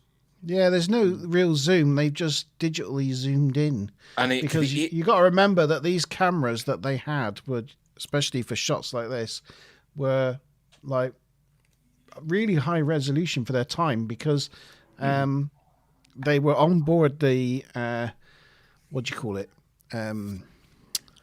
The Eagle, I guess, the lander for the moon. But their cameras weren't digital; they were analog, actual film, and those now can be processed into like 4K, ultra high resolution images with the original film, because it's such great quality. So you can zoom into a lot of these images now. They've like been processed properly with modern processing techniques, really far, and get a lot of detail out of them. Just because it's not like if you go to like the year 2000 and look at all the digital images from the year 2000. Digital images back then were so poor that when you zoom into them, they're just a pixelated mess. Yeah. But back then with analog cameras, the actual clarity of them was fantastic, which is why now you're getting things like The Sound of Music from like the 1940s or whatever, and that all re-rendered in 4K, because the analog film that they've got, they can produce 4K, ultra high resolution images of these films from the original film. Yeah, something like this would obviously, the perfect scenario would be to see it in running video format, because this could just be a still from a series video, and in the next frame, that imperfection wasn't there. I think this is a photo from an actual like photo camera. It's not like a still from a movie or anything like that. Yeah, that's what I'm saying. It's what they're saying or suggesting. I think I couldn't really hear the volume, but they were suggesting that it came from a live stream. But the thing is, it's just a still. Now the thing is, if this has come from a live stream, show us the live stream footage. Don't just give us a still. Exactly. Yeah. Well, this is from the Apollo mission, isn't it? Back in the 60s. So. What, this image? He says it at the beginning. I couldn't hear it. In this new discovery, can you not hear it? Here we have a photo, which zoomed out looks harmless enough. This was snapped during one of the early Apollo missions. I think it was maybe Apollo 9, where the astronaut... Apollo 9. So it's Apollo 9. Well, that would explain an imperfection on the film even more so, because it's an older camera. Yeah, it's just, Oh, Smiler can hear it. Thank you very much. What did you think, Mickey? You shared the video. We're really interested to know what you thought. Is there more to the video? Because I could see another shot that they were sharing. It's from way back in the day, yes. Sorry? Yeah, how old was this video? I haven't seen the whole video. I sense that they were sharing another image afterwards. Oh, let's watch it to the end, just in case I'm mistaken. Into space merely to do spacewalks. What's it called, Dan? orbit Is it the called Earth. the Black Satellite? This is when they were planning been on going to the moon, but first they had shot to several get times, into space, like, learn how to hanging orbit, just and then outside years the later Earth. I think they it would is the build Black the Satellite. moon I know lander what and go to you the moon. mean. And so this is a don't know photo that what was it's called, snapped though. by one of the Sort of hangs there, astronauts like, doing spacewalks before horizontal. coming safely back down to Earth. And It's been first of all, seen a this few photo times is from the sideways, so ISS, let's hasn't flip it? it up to the Vertical. correct perspective here, and remember, Yeah, that's vertical, this that's photo was horizontal. taken from space. So you are looking at Auto-correct thousands myself upon there. thousands of miles from one We'll end. edit that bit out. Can I just just a little point on that bit there? Upon thousands of miles. He says this is a photo taken from thousands and thousands of miles away. Well, the International Space Station we know is 240 miles up, and the proving things here that they did with Apollo 9 in their first spacewalks weren't much higher than the International Space Station. So they're not thousands and thousands of miles up. They're probably about, at the max, I'd say about 500 miles. But doesn't he mean what you can see on the picture is thousands of miles on there? Wasn't that? Oh, I suppose if it's not looking straight down and it's looking across, then yeah, it may be the object may be thousands of miles away. It's just what you said here. Look. It's taken from space. Perspective here, and remember, this photo was taken from space. So you are looking at thousands upon thousands of miles from one end of the picture to the other. And just possibly like in the then, I past guess, photos, yeah, if it's across, the dark yeah. All right, triangular fair enough. I'll let you off. seen above I still Earth think in that's not shuttle right. missions that happened many decades later. Well, as we're zooming in, this was discovered to be lurking amongst these clouds all the way back in the mid-60s when this photo was taken. See that little Can you dot just stop there? it? That's all. I just want to answer what Mickey's just said there. So Mickey said, but I'm not sure how dust works in space. Well, it doesn't even need to be some dust on even within the camera or on the lens, because we're talking about an era where that film would have had to have been developed. So the dust or the damage or the imperfection that you see on the footage or the film or the photo could have been caused in development stage. That is exactly it, yeah. Yeah. So you just have to bear that in mind, that it may not have even been there at the time. Yeah. Yeah. And It's like when you watch like an old film and you see all those like speckly bits on it. It's because the film ends up gathering dust and, over time. And I think it's that sort of thing, And the overriding problem for me is, as I say, at the zoom rate, if you get back to that piece of footage where he goes right in and zooms in on it, you can still see quite good clarity on the clouds, but for some reason there's no clarity on what is meant to be the object, Our baby which right doesn't make me believe that it's actually in the environment. I mean, this thing is virtually undetectable. Yeah, Mickey Even when the forgot we photo actually used to is develop just film. halfway zoomed in, it's still hard to see. But when we go all the way in, we get yet another dark triangle UFO. So I'm still getting good Seems to be at clarity an on those angle, clouds, as if still it's seeing the flying shade underneath right above them. the clouds, right at the line Even at that where stage, the Earth's you can still see the atmosphere dark meets patches and space. Almost don't like see it was anything just on the orbiting object. the Earth, along Also, with the Mickey, astronauts, who likely when snapping back this in the photo, mid-60s had no when they idea that this went up there and mysterious did black this, there wasn't triangle space was debris. hundreds and hundreds of miles You away in know, the distance, there wasn't and really, likely much closer apart to from Earth, but it's just an amazing Sputnik. find. Something like that. There weren't any. There weren't anything. There wasn't anything in space. Now there's literally trillions of things floating around this planet. But not then. Another thing to consider as well, just getting a little bit deeper and a little bit more conspiracy theory. If somebody was to prove that that's a real object in that environment and, could do some development to sort of kind of prove that, it could still be like, if we're talking mid-60s, it could still be a very, very, very secret Aurora project type craft. Yeah? Because I think it was the late 70s or mid 80s that supposedly the Aurora project started, and was still R3B. and it's still denied, but it could have started sooner, or it could have had a program before it. There's something there that I wanted to say as well. Oh, sorry. I think chat might have been. I don't know. Chat might have been not updating. Apologies if that was the case, because I had that video up. It was holding chat. Pardon me. Sorry. No, you're okay. I was going to say the shape of that object does look a bit like the Vulcan aircraft. Is it Vulcan? I'm sure it's Vulcan. I'm not very old RAF plane crafts. Every time I have to do any consideration about actual craft, I have to then Google and research, because I don't have a lot of natural retention around things, especially military aircraft related, or confuses me. Well, I know the British Air Force had the Vulcan bomber. Yeah. It looks like that. Yeah, but that wasn't a like high atmosphere. I mean, that was just a. I mean, No, I'm just saying. I was from just saying, thousands of it miles just looked like from it. thousands. The thing is, from thousands of miles away, right? The video was already saying that we were potentially a couple of thousand miles away from that object.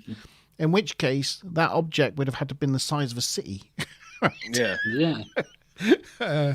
But yeah, a Vulcan bomber, you wouldn't have seen it from that distance. That's another really good point. Yeah, that's a really good point you just raised about the size. By the way, Vulcan bombers, awesome aircraft. If you ever get to see one at an air show or something, it's just, it's almost unbelievable that not long after World War II, we had that technology. I just, as a child, my uncle Chuck was in the army, but he was actually he looked after helicopters. He was involved in helicopter deployments and things. So we always used to go up to his and go to air shows and things because he ended up working for Rolls-Royce. But anyway, watching the Vulcan bombers come over, and because the jet engines were sculpted into the wings, so unlike modern jets where you see the engines on the outside, they didn't appear to have any engines. They just had like intakes along the wings, which made them ultra aerodynamic, and they just looked like really futuristic, even though it was one of the first jet aircraft we actually had in this country. And even today, if you Google Vulcan bomber, it looks like an amazingly cool aircraft. Even though it's really old, and there's only I think only a couple of them now. Actually, I think there may be actually one in flight, able to fly it and like demonstrations and things.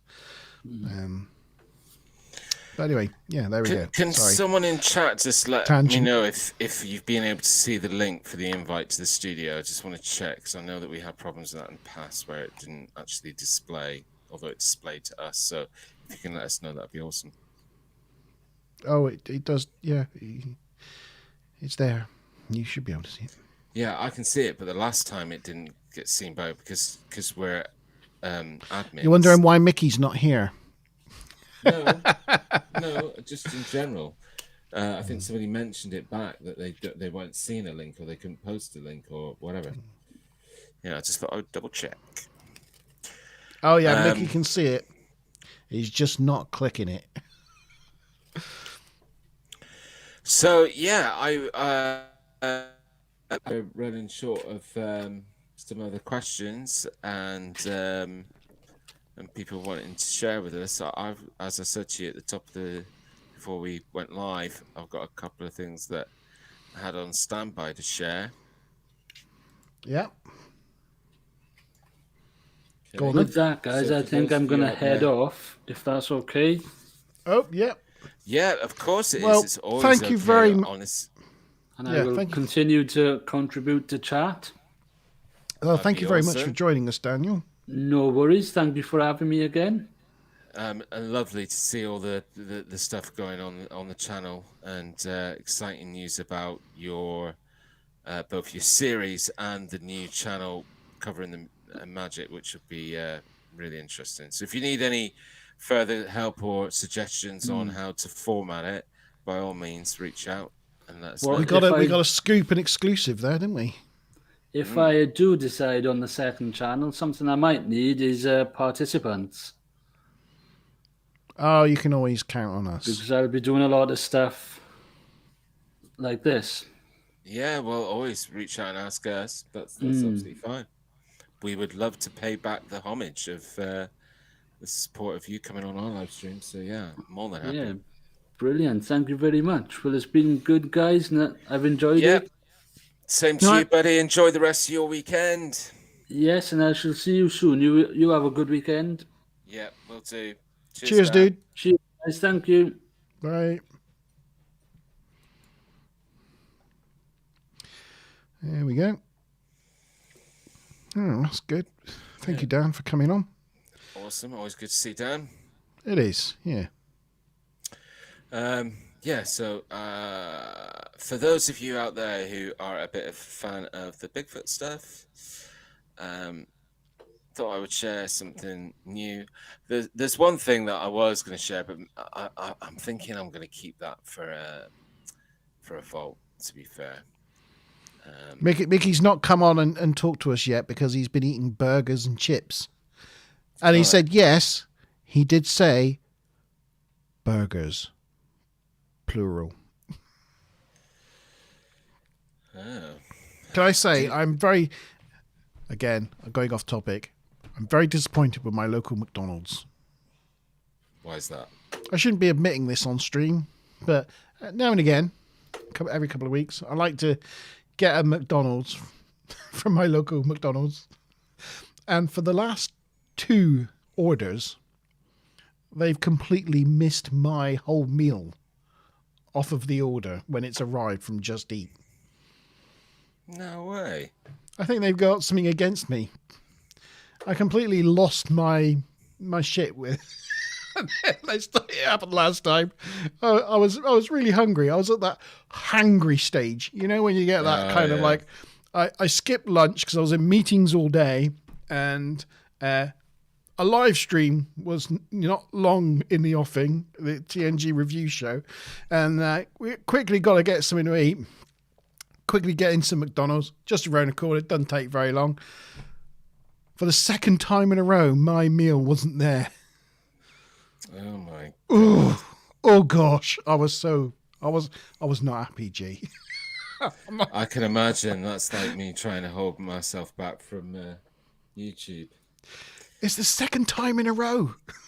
You know, I don't know if this has got to do with Streamlabs or if it's got something to do with, but when I go to my files that I've saved and got ready for the show are there, but then when I go to load them on Streamlabs and go to that same folder, they're not there. And I don't understand. No. Literally half the content that I prepared is not there. It's Mickey, I'm not loving it. Yeah. Well, yeah, sorry, I can't share it.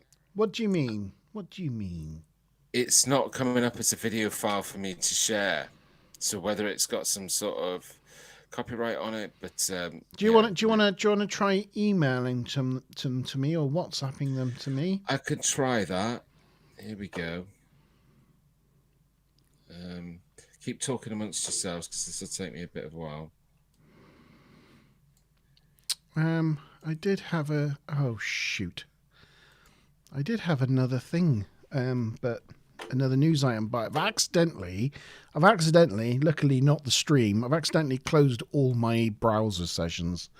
So, Mickey made a good suggestion. Oh. Maybe you're searching for a particular type of video file. Maybe change it to searching all files. Oh yes, well done, Mickey. Mickey made a good suggestion. Maybe you're It doesn't give you an option. It doesn't give you an option, does it? In video file. In StreamYard, no, it doesn't. But actually, saying that, it's disappeared from my. Where did I just stick it? I just tried to stick it into another. Mazama Bob says, "Great story time this week, G. She's loving your story time. Thank you, Maz. Thank you, Maz. That's sweet." Whilst G Star's just looking for his files in the vault. The thing is, in the vault, our filing system is a little antiquated. So sometimes, although G Star is the custodian of the vault, he tends to lose his files. Yeah, I'm just emailing it to you now. It's a thing that happens. It will be there shortly. Hold on. I was going to say, I'm surprised on the whole news front that you've not talked about, unless there's not really any background to it. But there was an article that I brushed by the other day that was saying about how, I don't know if it's the new telescope that they put into space or just happened to be something else, but they found or located a planet that has sort of, it's in that Goldilocks zone of habitable life, but it's really, really close to us, much closer than they ever expected to find planet. Like it's in the next solar system over or something. That's what I've been talking about all evening. Oh, is it? Sorry. Just show how much I listen to you. Alpha Proxima, our neighbouring star. Yeah, it's really exciting. Well, that's what I've been... I'm joking with you. Chewy, I'm pulling your leg. Anyway, the video I've just emailed to you, so let's see if you can play it. You've emailed it to me? Yeah. Oh gosh. Right. Okay. I believe I have. Let me just check that. Yeah, no, I have just received an email from you. Oh, Jesus Christ. Oh, God, that scared me. What was it? It was the intro to that video. Oh, yeah. It was terrifying. Hang on. Right. Oh, God, it's so loud. You're still watching, Dan? Apologies for that. Jeez Christ. Right. Okay. I'm getting there. I'm working it. I'm working the buttons. Okay. Okay. Ready? Yeah. Well, Here I we think go. what we want to watch is a little bit into the video. I want this amazing intro again. How could you play it? That's so unfair. Yes.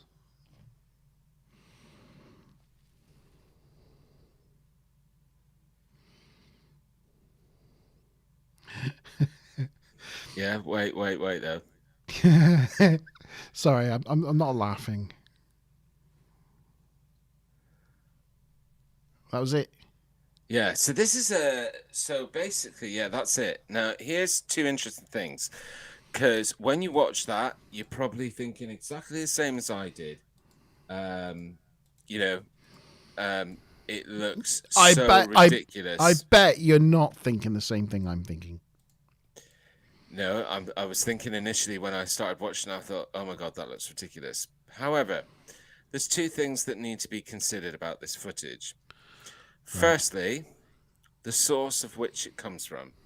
Right. It's a group and a channel that do thermal UAV experts, but most of everything that they cover is not Bigfoot or paranormal related. There's not really. It's more of a, we are thermal UAV experts, and all of their videos are about drones and what they do, but nothing about mysterious paranormal. Only from what I gathered was this one, right? Right. Then the other thing is people have started to look at this and go, well, hold on a minute. This is thermal imaging, right? So if that's a man or somebody messing around in a suit, which that's what it looks like, you wouldn't be able to see the thermal image of the body. No. Because that's not how thermal imaging works. Yeah. And it's got an outline of like a chest, which almost looks like breasts. And the fact that it's also, for me, just with those two facts, when I started to absorb them, I'm thinking, well, hold on. Seriously, if you were going to fake something like this, would you run so ridiculous? But we don't know how they move. Like, it looks so silly. But then the question is, if you were going to try and hoax this, would you not try and make yourself look a little bit less silly? Oh, you got some good points there, G. But it's mostly around the thermalin that's... I'm not used to this. You're making very good, valid points. I always make good, valid points. I know you do. I'm just, But anyway, I thought it was interesting because on that realm of, it instantly has that factor of OMG silliness. But then when you start to, and there's some people that, because obviously this channel usually attracts people who have an interest in drones and, the use of thermal imaging. So they're pretty much like people who are clued into thermal imaging and science. And straight away, a lot of the comments on this are like, there's a lot of comments saying, well, that can't be somebody wearing a suit because you can't, unless, so if they've manipulated, because obviously it looks like the thing's got really long arms. So if they're wearing a suit and they're wearing extended arms, but they're also wearing a suit that heats itself on the outside. All right. Right. All right. Well, can I throw some other things into the mix? Yeah, of course you can. Right.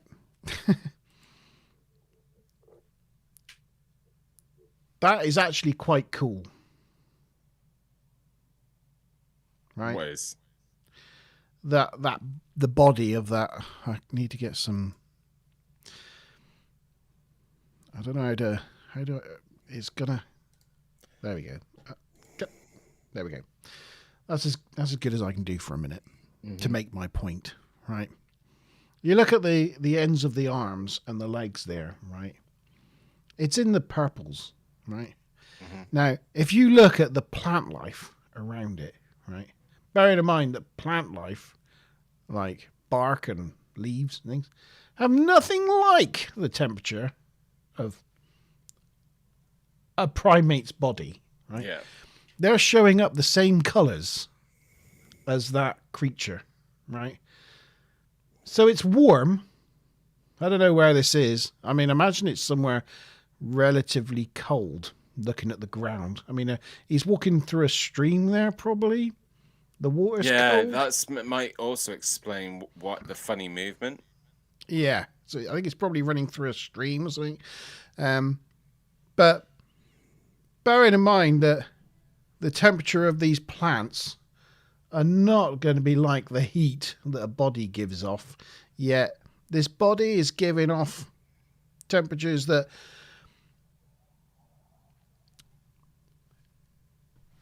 is the heat that could be absorbed from the sun in the same way that that's what the plant life's giving off. It could be just it could be a suit that's warmed up in the sun. And I think if it was a person, that would be a white blob. If it ran past a person here, stood there, I reckon they'd be a lot brighter than what that thing is. That's just my instant take on it. I'm just comparing it to the foliage and that around here.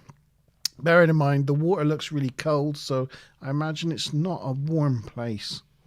Yeah, and the other thing to consider is that where you were sort of highlighting that the end of its arms are the similar colour to the side of the bank or whatever it is that, obviously on a thermal imaging, your lower or your more extremities are always cooler because that's where the last place your blood pumps to. And especially if you're running and you've got, like, I guess, wind flapping in your arms, flapping in the wind as well.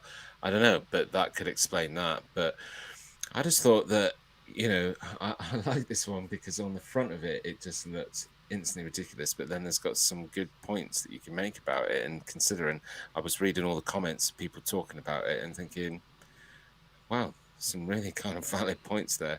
So actually, as you go through the comments, it starts to shift in terms of what people are saying about it. As Maz says, if you're running through water, then your hands and legs are going to be colder anyway. So if there's no way to tell whether it would be like, extensions or whether it, there's no way of telling, really. And lastly, I laughed. I just want to say I laughed initially, and you were like, I know what you're thinking, and I said, no, I don't think you do know what I'm thinking. I just wanted to show you what I was thinking. Right. And again, it's completely irrelevant, as is most of my thoughts. I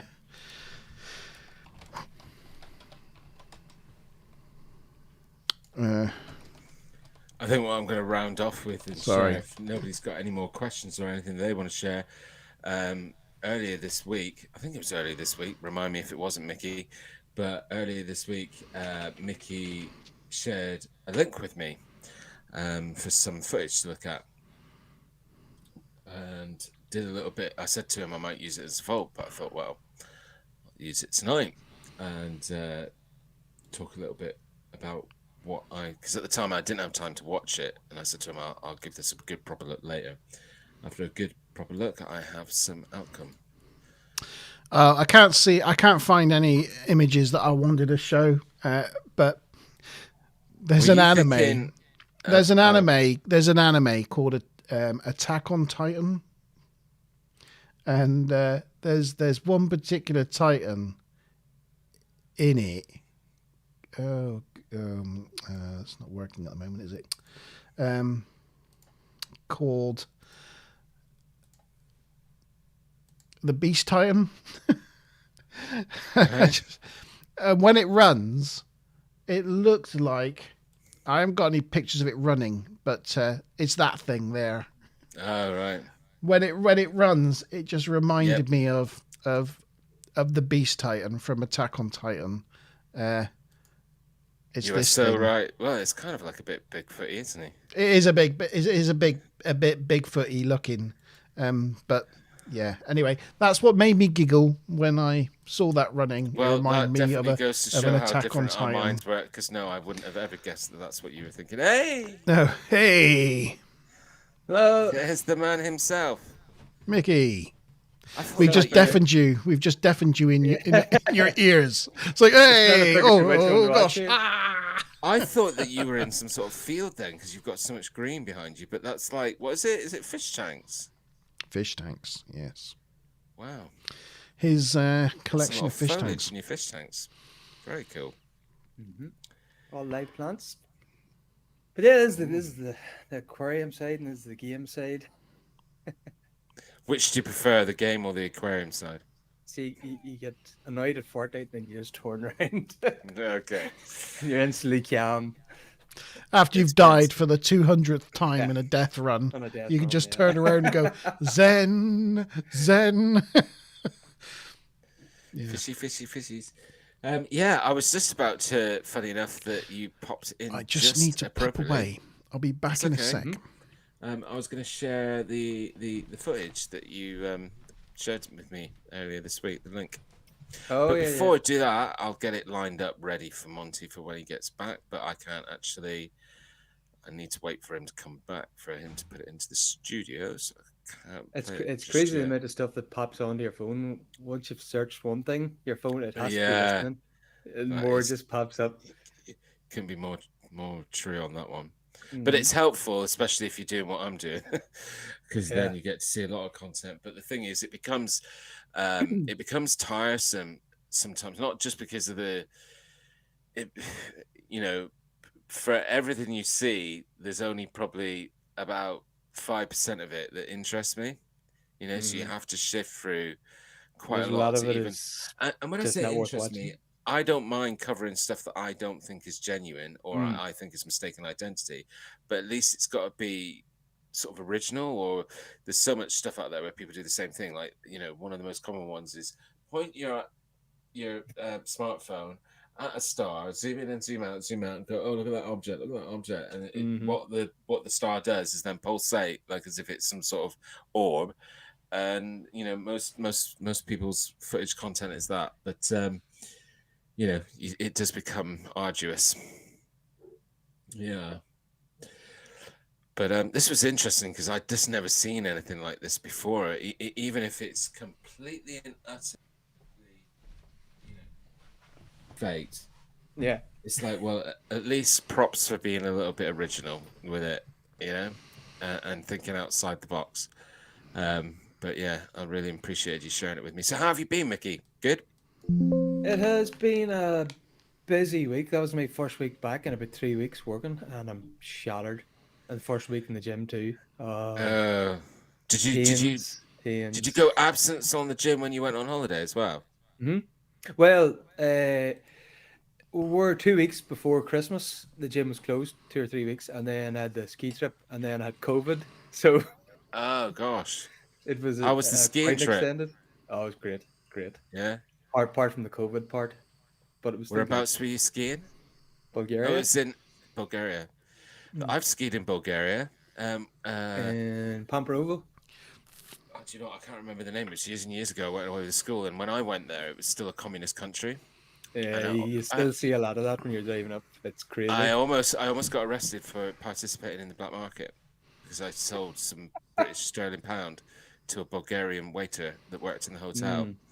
And at the time, it was like you were getting stupid amount of Bulgarian money for like £5. Yeah. Which would buy you the equivalent of like £500. It was very naughty. And then the hotel got raided by the police looking for this guy, and they actually arrested the guy and then I thought they were going to come after me. And you know, luckily I was about 13 at the time, so I don't think I was arrestable anyway. So it's the second time you've nearly got into trouble abroad in somewhere you really shouldn't have been. Yeah. I'm talking about when you decided to go walking around the pyramids in Saqqara or wherever you were. Yeah. I have admittedly done some silly things in my time. That's true. But they make for the best stories. They do. Yeah, that is true. Do. I think I've got to enter more of that back into my life again and be a little bit more walking on the wild side. Yeah. Get too sensible. On some stupid things. What are you drinking there, Mickey? What have you got this evening? This is a vodka and Coke. And I have cider. So nice. Just so asking for a hangover. Is the vodka chasing the cider, or is the cider chasing the vodka? The vodka is chasing. Right. It's Russian vodka too. Thought I'd try it. It was an offer. Is there any other type of vodka? Well, it's Russian rating. There is other types of vodka. I know. I'm joking. Oh, gosh. Okay.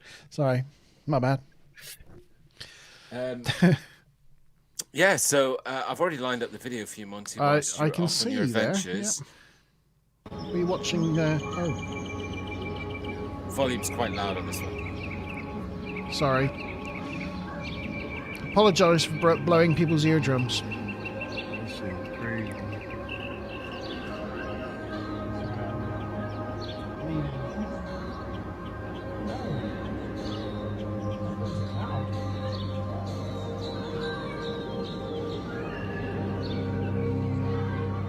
It's a fucking cloud with lights in it. Moving weird. I've never seen no shit like that.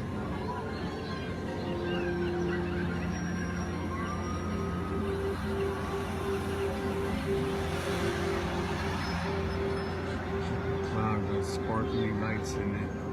I've never seen no shit like that. Moving weird.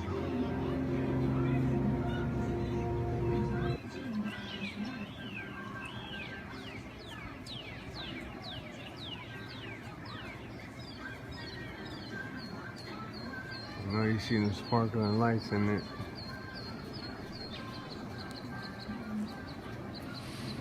Never seen no shit like this in my life.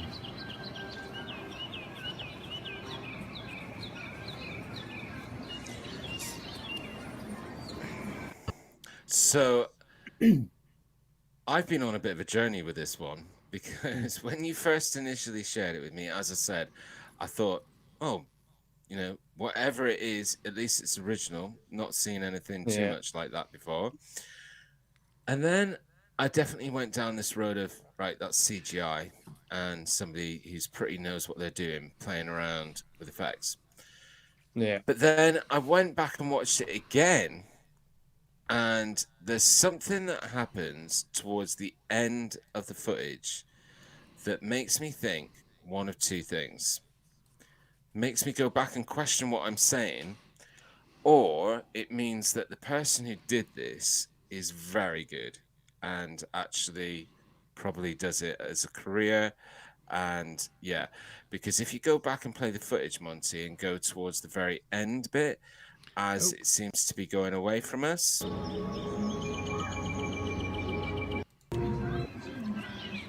Okay, so keep watching it, and as it gets over the houses and it seemingly tilts right around here, see the color of it changing?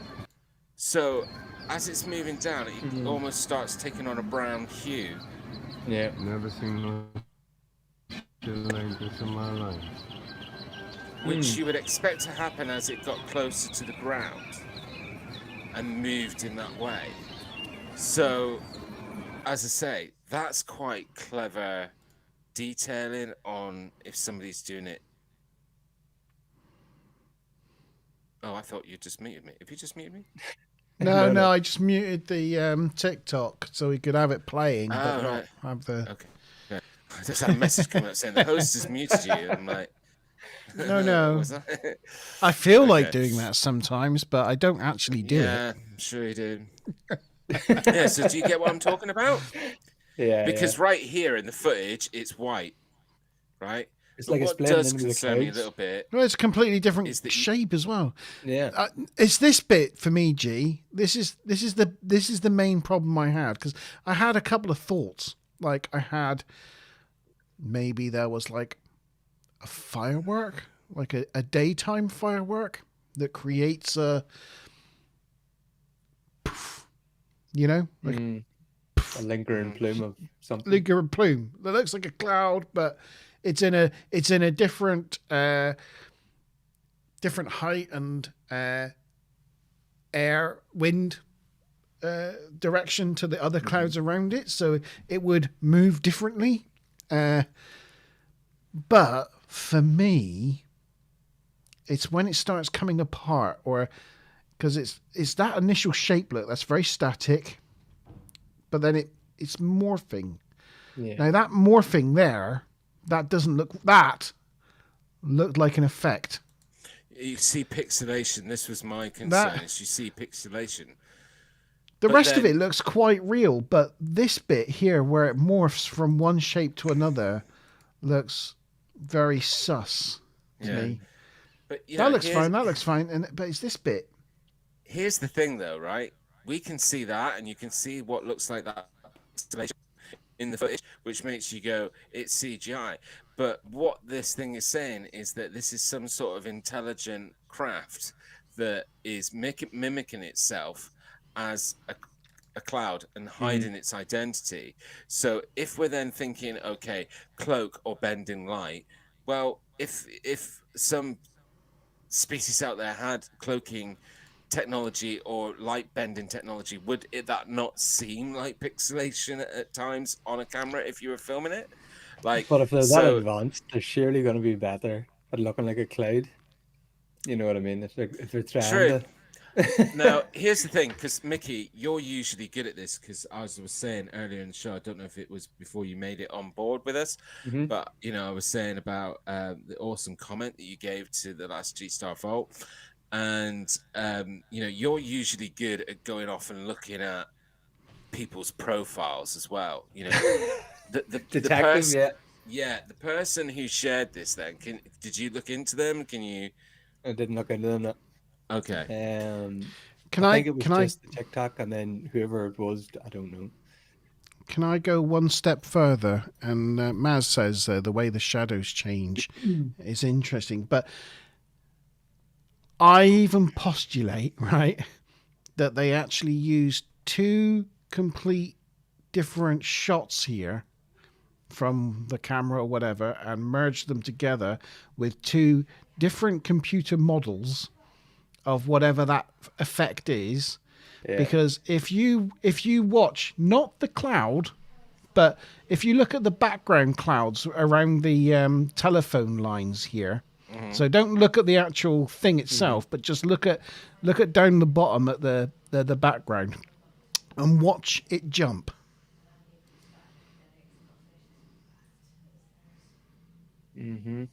Wait. Oh, yeah. Did you see? Did you? There's a little jolt and imperfection in that. Yeah. When the thing really changes shape, there is a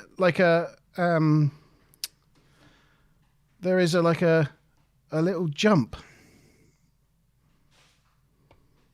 I don't know. I just think it looks weird to me. Do you know what I'm trying to say? I know what you mean. I still, yeah. I mean, so There. It's there. Did you see it? There. Sorry. yeah, Anyway, and that ties in with the pixelation as well, because I know you're looking underneath, and I'm continuing to look at the cloud, and it ties in with. So yeah, you're Yeah. right. I think The whole area changes. ultimately, So, before we even started this discussion, my overall decision on this one was, do you know what? And I'm calling it special effects. I'm not going to call it CGI, because I think the person that's done this, this is a kind of unique program. Like they're obviously not absolutely perfect, but this isn't very common, and there's a lot of repeatable, like very like over the counter effects that you can buy in sort of programs and software that you can easily get hold of. But if you really want to spend, you get the real proper stuff. This is somebody who knows what they're doing, because the work that they've done on the shadowing, especially towards the end of the video, very clever, because it really makes it seem convincing. But I'm glad we've looked at it, and I'm glad we've seen those, because I think that's undeniable. You know, if you're seeing the actual background jolt and shoot like that at the same time with that pixelation, I think it definitely proves that it's manipulated. It's difficult. It's difficult to say though on this stream, because I'm getting because I'm streaming that from your computer and you at the same time. It is buffering a little bit and it's a bit jolty. So yeah, it's a bit. Yeah, no, I definitely saw the pixelation before we played it on tonight's show. Yeah. So you know, it's definitely clear in the normal video, that pixelation. So I'd imagine that jolt is as well, because it was playing as you were going. Now I was watching the pixelation, and as you were saying it, that's when it was happening at the same time. Yeah. Have you got Big guppies, figures. Mickey? Have you got guppies? There, the guppies Yeah, I love The- guppies. reproduce like Rabbits. rabbits. Yeah. You got 2 guppies and suddenly you got 15 guppies. And then you I got bought 40 10, guppies. and then there was 40 to 50, and I got rid of maybe 20, and they're at it again. So what do you do? Very lovely fish tanks you got, I have to say. Very nice. Sorry. So obviously, thank you again for sharing that with Mickey, and always either WhatsApp me stuff like that, like you did with that one, or drop them on the Facebook site, on the feed. Let me, because that would be good to do, to let me know whether anybody can do that, because I haven't really.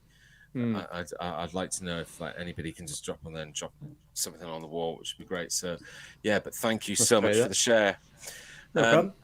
Did you, because this was obviously open mic and QA and A night, before we wrap it up, was there any questions that you came on that you wanted to ask us, or was there anything you wanted to discuss? What's your favourite topic, Mickey? We talked about, just because we talked this through with Dan earlier on, the things we think are most likely and those things that we think are less likely. Of the topics we've covered in Monte Zone, what are your favourites, or what are the ones you think are most likely and less likely? The UFOs, I think, has to be the most likely, because there's too much out there, you know, in the universe, that there has to be something else. It can't just be us, useless beings. Is that the existence of other life, though, or UFOs? Just other life in general. It has to be something. Okay. But by extension, if there is other more advanced life out there, which we know is almost a certainty, why would they not come visit us? Maybe they're less capable than us. I think you've got to consider a lot of different things, because ultimately I was reading an article a while back, and don't ask me where it was, but it was this guy that was harping on about, and he raised some interesting points, that like if there is multiple civilizations out there, there's like a tipping point for most civilizations where you'd either overexpand and, you know, destroy your own environment, or, you know, there's this theory that anything would get to a certain technical age or progression and end up destroying itself as a result. So there's this theory that only of all those thousands of planets that would be in that Goldilocks zone would have the perfect conditions to harbor life of some sort of intelligent form, very few of them would get past to the point where they would be, because there's a big question mark over whether we will survive long enough to get involved in interstellar travel. We're certainly at the very beginning part of that journey in terms of starting to think about sending humans to another planet, but we've only sent them to a lunar object at the moment, and we've sent things further afield, but they're not manned. So we're at the very, very beginning of that journey, but still there's this big question mark, and a lot of people feel that we're going to destroy it. We're on the countdown to kind of making things unlivable or some sort of so I just think you have to equate that as well in terms of how many species would be out there that would have broken past that point where they could travel between planets and vast distances. Well, wasn't it said that here on Earth too, that there was a civilization before us, that's what happened to them, and now we're here? So I could talk to you about that all night, because that's something that I am a bit of a strong believer in, but that's instinctively because of some of the stuff that I've seen, but I need to really delve into the subject a lot deeper. But it's also weird because a lot of documentaries or things that you see out there about that subject matter, I start watching them and they instantly bore me. I don't know what it is about how they deliver it or whatever, but I'm like, oh, God, really? But it is an interesting subject that I think there's some merit to. By watching things that bore you. No, because I'm. What makes you a strong believer? I've read about it more than I've watched stuff about it. Okay, quite what early you've read on about. I'm interested to know what makes you a strong believer in this. Just some of the evidence that's been found that indicates that it was things like architecture that was out of time, where is it that, what do you call the clock type thing that they found in rock nearly? Yeah, we covered that on I think that's our very first Monte Zone. Things like that. First one, the out of place objects. One. Yeah, and I think it sort of stems back to, we also covered Atlantis as well, and it's that there's too many texts that have relation to an earlier world or an earlier civilization, and there are some elements of this that kind of seep through into what we do know as modern history.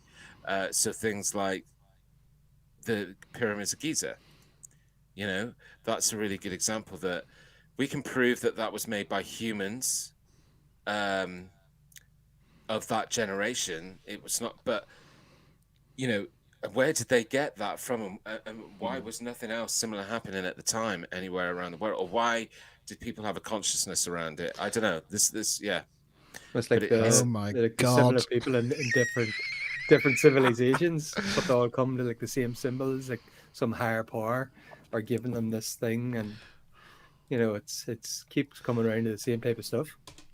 Sorry, I've got to do this because it's funny. This is fun. This is fun. I like this. Oh gosh.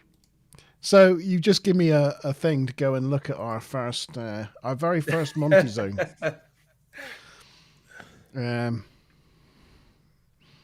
Which is just hilarious to me. Hang on. Oh gosh, what am I doing here? I've just moved all my windows around. Right, come on. There we go. Look at this. The old music. The old intro starting soon. This is 2020. Good evening, everybody. Yeah, it's September 2020. Monte Zone. That's when we started. It's the very first one. Quality too. This is where it all started. And there we go. Hopefully. Look at that. We are live. We're online. We're on YouTube. Yay! I haven't got welcome any to the Monte better. Zone. This is going to be a Different camera angle. monthly, if we Same can headset. arrange the time between our busy schedule. I've still got the same headphones. to get together to Everything else has discuss, changed, but some I've still got the interesting same things that headphones. we I've got to find get rid of these in the actually because world it's of, starting to crackle. the weird, the sort of semi-paranormal in archaeology, or Semi-paranormal? What's semi-paranormal? Well, I wasn't sure what it was going to be. Is that at that stage. ghosts that are slightly relationship as aroused? friendship will survive that in a stream. Ghosts have started to get it on. But I'm joined. This was tonight quite a by funny my thing to do, wasn't it? co-host, And did you G-Star. write a script Good down evening, for it, G-Star. or like points that you're going to talk about? Good evening. Yeah, we did. Yeah, we were Hi, going to talk everyone. about out of What's place up? objects, which is How what the made me devil think are of it. But G is actually sat good. next to me there, just Well, in my you know, I've kitchen, had just a to my few left, steak pie. because he wasn't convinced that we could do this. Like, so he wanted to be Yeah. here for it. Oh no, I was about to say taste the difference, but that's Sainsbury's. Anyway, The only trouble with me filming these YouTube videos is that eventually somebody will be able to prove the theory that's true that I'm not aging. It's not just any steak pie. It's Marks and Spencer's steak pie. Marks and Spencer's steak pie. Yeah. I've actually Saying got that, you, Close the door to the kitchen. I think got the less- bigger beard does make you look older. older. Yeah, it does. Yeah, it's like Picard when he grows his hair out. I had to shut the door because I was hearing you I feel echo. all disconnected now. Oh, you feel it's all right. We'll be. You fine. get used to it eventually. We'll get through this. Anyway, Yeah, this Um, is the thing we took. Sort of Oh, the icy- wedge. We first talked about the wedge. strange. Yeah. I can't remember what patina. It's really low. Hang on, I Said, want to get to the thing you were It's talking about. somehow Wedge, use wedge, wedge. It would help. machinery. Look at oh the my look at the gosh. chat box. I've got to say, I've got What It's widget did I fantastic. use for yeah, it? honestly. basically for This is the for thing. things like Yeah. word. Then I'll just That's bring what you up were talking pictures about, so wasn't it, people will Storm. there, Mickey? Yeah, Can't it's remember the name of it. You'll but notice future. that I'm not chipping in a lot here because actually I don't. Yeah, and I think know very it's much you about know this, it's not. There's nothing about this subject. paranormal really about So that. I'm It really is just interested a. to hear as much as you guys. Th- have. Something what before we today. think is one of the yeah, it was just way ahead of its time. It was like Greek, and it was a device that that's what it looks predicted like. the Um, celestial objects yes, passing. 2,500 It was year old computer. 2,500 years from about cost 500 Recently I heard BC. about it, but I can't remember where it The was. guy did. There's lots of pieces of it actually. That's just one piece. But Many it was- pieces are It there? was basically hand powered. I think there's and about you use 5 a crank pieces of it they found in this. turn it like and, shipwreck. You know, a bit like you see in like It was being transported from ancient Victorian Greece, I think. science, like But It's people on like it's a bit films where they naughty of have, me like, actually because I did come clockwork, across astronomical devices with it was either an article or a video where there was an update on this particular object, where they've done more to try and sort of like clean it up and identify a little bit more about its origins and purpose, etc. But I didn't read it, and I should have really. But I know that there's some new, fresh news on this thing. So whether they They tried to recreate it, I think. yeah, here you can see this guy recreated a model version of how it would work and how it's shown the yeah. But that wasn't necessarily what I was talking about. I was talking more about in most early civilizations that go spread across the globe. So like Aztec, Egyptian, there is reference within either things like hieroglyphs or text to an earlier civilization. And the commonality of that deserves some consideration. That's all I'm saying. I'm not, but it's something that I think, when you think about the time between, the dinosaurs to the time of when the first hominids sort of came up, it's more than it's more of a distance of time than what we kind of understand as conceptual history, because our conceptual history really starts around like just about 6,000 BC or something like that. That's when we've got evidence of life on this planet and civilization. Some things go further back that they found tools and bits of arrowheads that go back further than that. But but still, when you take the distance from now, here we are, to back all the way back then, it's still a minute fraction of the time between the evolution of life on this planet to where then humanoids came into place with mammals. So, there's this big gap of where who knows what happened. There's too much time for nothing to have happened. We are definitely certainly pushing back the story of human civilization. And when I mean civilization, I mean not hunter-gatherer stage, which lasted for literally hundreds of thousands of years, but the time when we started building towns, cities, commerce, and all that sort of thing. When you look at Göbekli Tepe and the whole, I've forgotten the name of it is now, the Tepe area. Can't remember the name of it. Karahan Tepe, is it? That whole area of Turkey, where there's like 11 different sites, that they were all now places, it looks like, of congregation, of worship, of commerce, of exchange, of and they were vast. We've just scratched the surface on it, but they all date to around like 11,000, 14,000 BC. And it's crazy. It is. And but yeah, that is just fascinating. I've been watching a lot of ancient architects videos recently where he's been covering some of the latest findings from those places, and it's really interesting. Really pushing back. But can I just say before we go into any more chat on this, because I've got it up here at the moment, first Monte Zone was 36 minutes long. Really? Well, I don't know. This video is maybe. I think it went out in 2 parts, didn't it? No. Oh, did it go out in 2 parts? Did it? Oh, maybe it did. Maybe it did. A two-parter for the first video. Yeah, maybe it did. If we can read. Was that not the end of the Monty Files? The Monty Files. No worries. Cheers, Maybe everyone. Hope the 2 people that are watching really enjoyed it. Yeah, it was 36 minutes. That's as bad as my streams at the minute.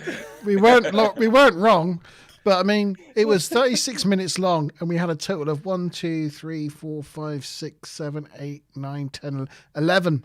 We had 11 chats. Get in. Get in. Everybody's got to start somewhere, right? Yeah. Now look at this. We've had at least 12. Just joking. Keep talking to us out there. By the way, everybody's gone a bit quiet. Anyway. please keep chatting. Like the video. The one thing I was just going to say then, and I'm going to have to close down soon because I'm going to need a bio break in quite a little while. It's quite shortly, I mean. So yeah, what I was going to say quickly was, I don't know why people find it so hard to wrap their head around, to be honest with you, because science and what we know of just the reality of things, we know now that if this planet was hit by an asteroid or a meteor that's about the size of New York or Rhode Island, that what we're talking about is an extinction level event, right? So it would basically wipe everything or most things off the face of the planet, right? So what's to say that couldn't have happened at some other point in history? And maybe there were little bits left, which then some of the earlier civilizations where we go and rewind back 10 or 12,000 years saw elements and bits of what was left over. But that was 10 or 12,000 years ago, even though across that time they've slowly disappeared and they don't exist, but they were texts. Things like what I'm talking about is things like the Hanging Gardens of Babylon. And, the theories around that, but never been really found. Do you know what the Hanging Gardens of Babylon were? What? Well, I've heard different theories, but what are you getting at? What's your favorite theory? Well, the one that I love putting him on the spot. The one thing that Love makes it. more sense is the theory around it being what's the word that I'm looking for? A water, like almost like a viaduct system. What's your thinking? I've heard Again, them, but I no- can't remember what they are. You know, nobody really knows, but the theory is possibly, and I'm going at it just purely on my skeptic science hat on, right? So, in the realms of what scientists believe it is, and that is it's the ziggurats. So, in what later became Babylon was originally Mesopotamia, and in the main cities of Mesopotamia, you had and which I can't remember what the other one was called. It was like Uran. They built these massive temples in the middle of them, which were a bit like pyramids, called ziggurats. They were a bit like a step pyramid with big staircases up the front, and they were tiered, and they went up like 5, 6, 8 levels, something like that. But by the time of the Babylonians, the ziggurats were already out of use and overgrown, and that each step had foliage and trees, and because the vegetation on each level was hanging over the sides of each level of the ziggurat, it looked like floating gardens to the plains people and to the people that have never seen structures as mighty as the ziggurats. When they came across these old cities, they thought they looked up and thought there was gardens floating in the sky, and that's where the hanging gardens of Babylon came from. Never knew that. That's actually the ziggurats. It's a very good point you make there, because it's a really good example, because there's obviously a certain group of people that feel that that's a strong theory and that's something that you align to, but that still sort of leans to exactly what I was saying, is that this would have been happening within the realm of the last 8 to 14,000 years. Yes. Yeah. So, well, it was the Babylonian era. In that period of time, to where we are now, or even before we are now, the existence of that thing that's been written in text or recorded it's disappeared over the passage of time, to the point where we're at a stage where we can't whole 100% prove what it was or that it was real, but there's a lot of people that know that it was there, so, and that's just in the last window of 14,000 years. What I was talking about earlier, you could go back 50,000 years. Oh yeah. We were just talking about. No, but I think it's a really good example. Just to there's a show ziggurat. That's what a how things ziggurat. That's what a ziggurat disappear. looked like. That's kind of what they look like now, because they were mainly mud brick, and they've just kind of melted over time. Now this one, I think it's of the one at UR. This has actually been rebuilt. This is not original. A lot of there was original stuff there, but it's undergone restoration. But they actually open inside it, like rooms and stuff. Yeah? No. It's just like a hill that they build walls around, and the top bit was a temple, and there might have been some shrines on the outside of some of the lower levels, but the main bulk of it is just a hill. It's just a hill. Yeah. What? Yeah, and it was literally the center of Ur. So everything else spread out from that, and you can see here. This is the reconstructed one of Ur, but this one is the one at Ura. I think the second city. The way to go after so long. That's what it actually would have looked like now. How many hills and stuff is there out there that could have been something like that?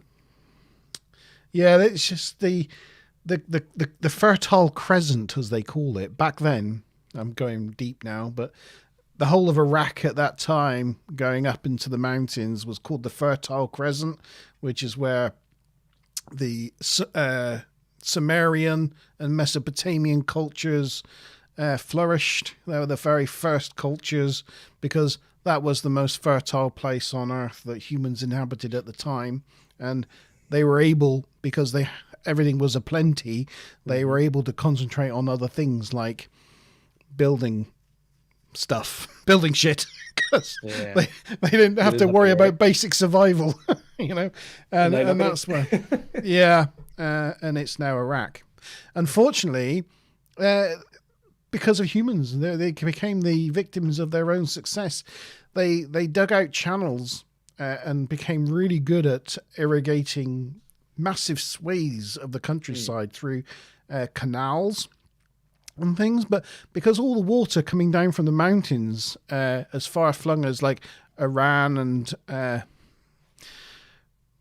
further north of Iraq, that water coming down from the mountains contained a lot of salts and minerals, which eventually over time poisoned basically the whole of Iraq. They just spread salt and minerals and harmful crystals across all of the soils of Iraq. So what was once the most fertile place on Earth, they basically turned into a barren wasteland. Which is why all those massive cultures that were there ended up moving on, leaving all these massive temples and things in ruins. Oh, very interesting. But maybe one for a future Monte Zone, we delve into ancient civilizations a little bit more deeper. Yeah. Again, it's fascinating. But you got some good conversation going on there, Mickey. I don't know what you did, but you worked your magic there. Right. Well, I'm unfortunately going to have to wind up now. It's been an absolute pleasure. I did not expect this Q&A and open mic episode to go on for as long as it has. I'm just laughing in chat, going, yeah, we've gone from 36 minutes to 2 hours and 40. That shows progress, or that we've got better at talking about crap for a bit of both, I think. Yeah. I'm only joking. It's bit all of both. Good confidence. I think, I can remember back to when we did that and how I was so split down the middle, because it's like in one half I knew that probably nobody was going to be watching this, but then on the other half, it's like, oh my God, people are watching us live. And now, the panic and fear. I think Mickey, it's been amazing catching up with you again, and thank you as always for coming in and joining us, and your continued support of both the channels. Absolutely superb, and always good to catch up with you. He's my favourite. Oh, don't tell that. The rest of the subscribers won't be happy. Well, they've got to work harder. They don't put the effort in, Yeah. Yeah. Cool. Well, yeah, it's been a grand old show, guys. It's been. Thanks for having me on. You're in the left-hand upper left position, so yeah, you've got to talk us out. You see, that's the right. Well. On that note, there is a very, very exciting episode of TNG Review coming up next week. Oh, I'm so excited. Mostly because I'm joining it. No, just joking. Because it's a fantastic episode of TNG, or at least we think it's a fantastic episode. It's yesterday's Enterprise, so don't miss that. And I can't wait for Mickey's take on it. Actually, coming from haven't watched it yet. Sort of looking for coming at it from fresh. So yeah. So we'll have main hosts Monty and Maz back for the TNG review, and hopefully, fingers crossed, if I get back from Bristol on time, I can join that episode of TNG review. And then, as always, I'm sure that Monty's going to be back with the Thursday fortnight stream. And we won't have Monte Zone next week, but I will be definitely dropping at least 2 That's 2 vaults in next week. One may be another story time, but there's definitely going to be another vault. And the vault is going to be, all I'm going to do as a clue is I'm going to say Independence Day. Wow. That's just a clue. It's not any reference to the film, just a clue. Oh, American independence. Shh. No. Oh, sorry. There's more than one Independence Day. No, just Google Independence Day. Okay, I will. And you'll get loads of American nostalgia stuff going on. So check all of those out. Don't miss us on the channel next week. It has been awesome. Thank you, everybody. Straight away from the top, D-Bot, who joined us, who was our first visitor, to Mickey, who obviously came along on chat and in the studio, Dan, who also joined us in the studio, and the lovely Smiler with her lovely comments. Thanks to Maz for joining us this evening as well. And yeah, pretty darn good show, guys. Thank you, everybody. I know there were some people watching earlier on that weren't saying hello in chat. I will find you and I know who you are. We have our ways. The men in black are watching. Right, so time to say goodnight, Monty. Yep. Cheers, everyone. See you next time. Time to say goodnight, Mickey. Good night. Wave us out. Good night, guys. Bye. Keep safe. Look after each other.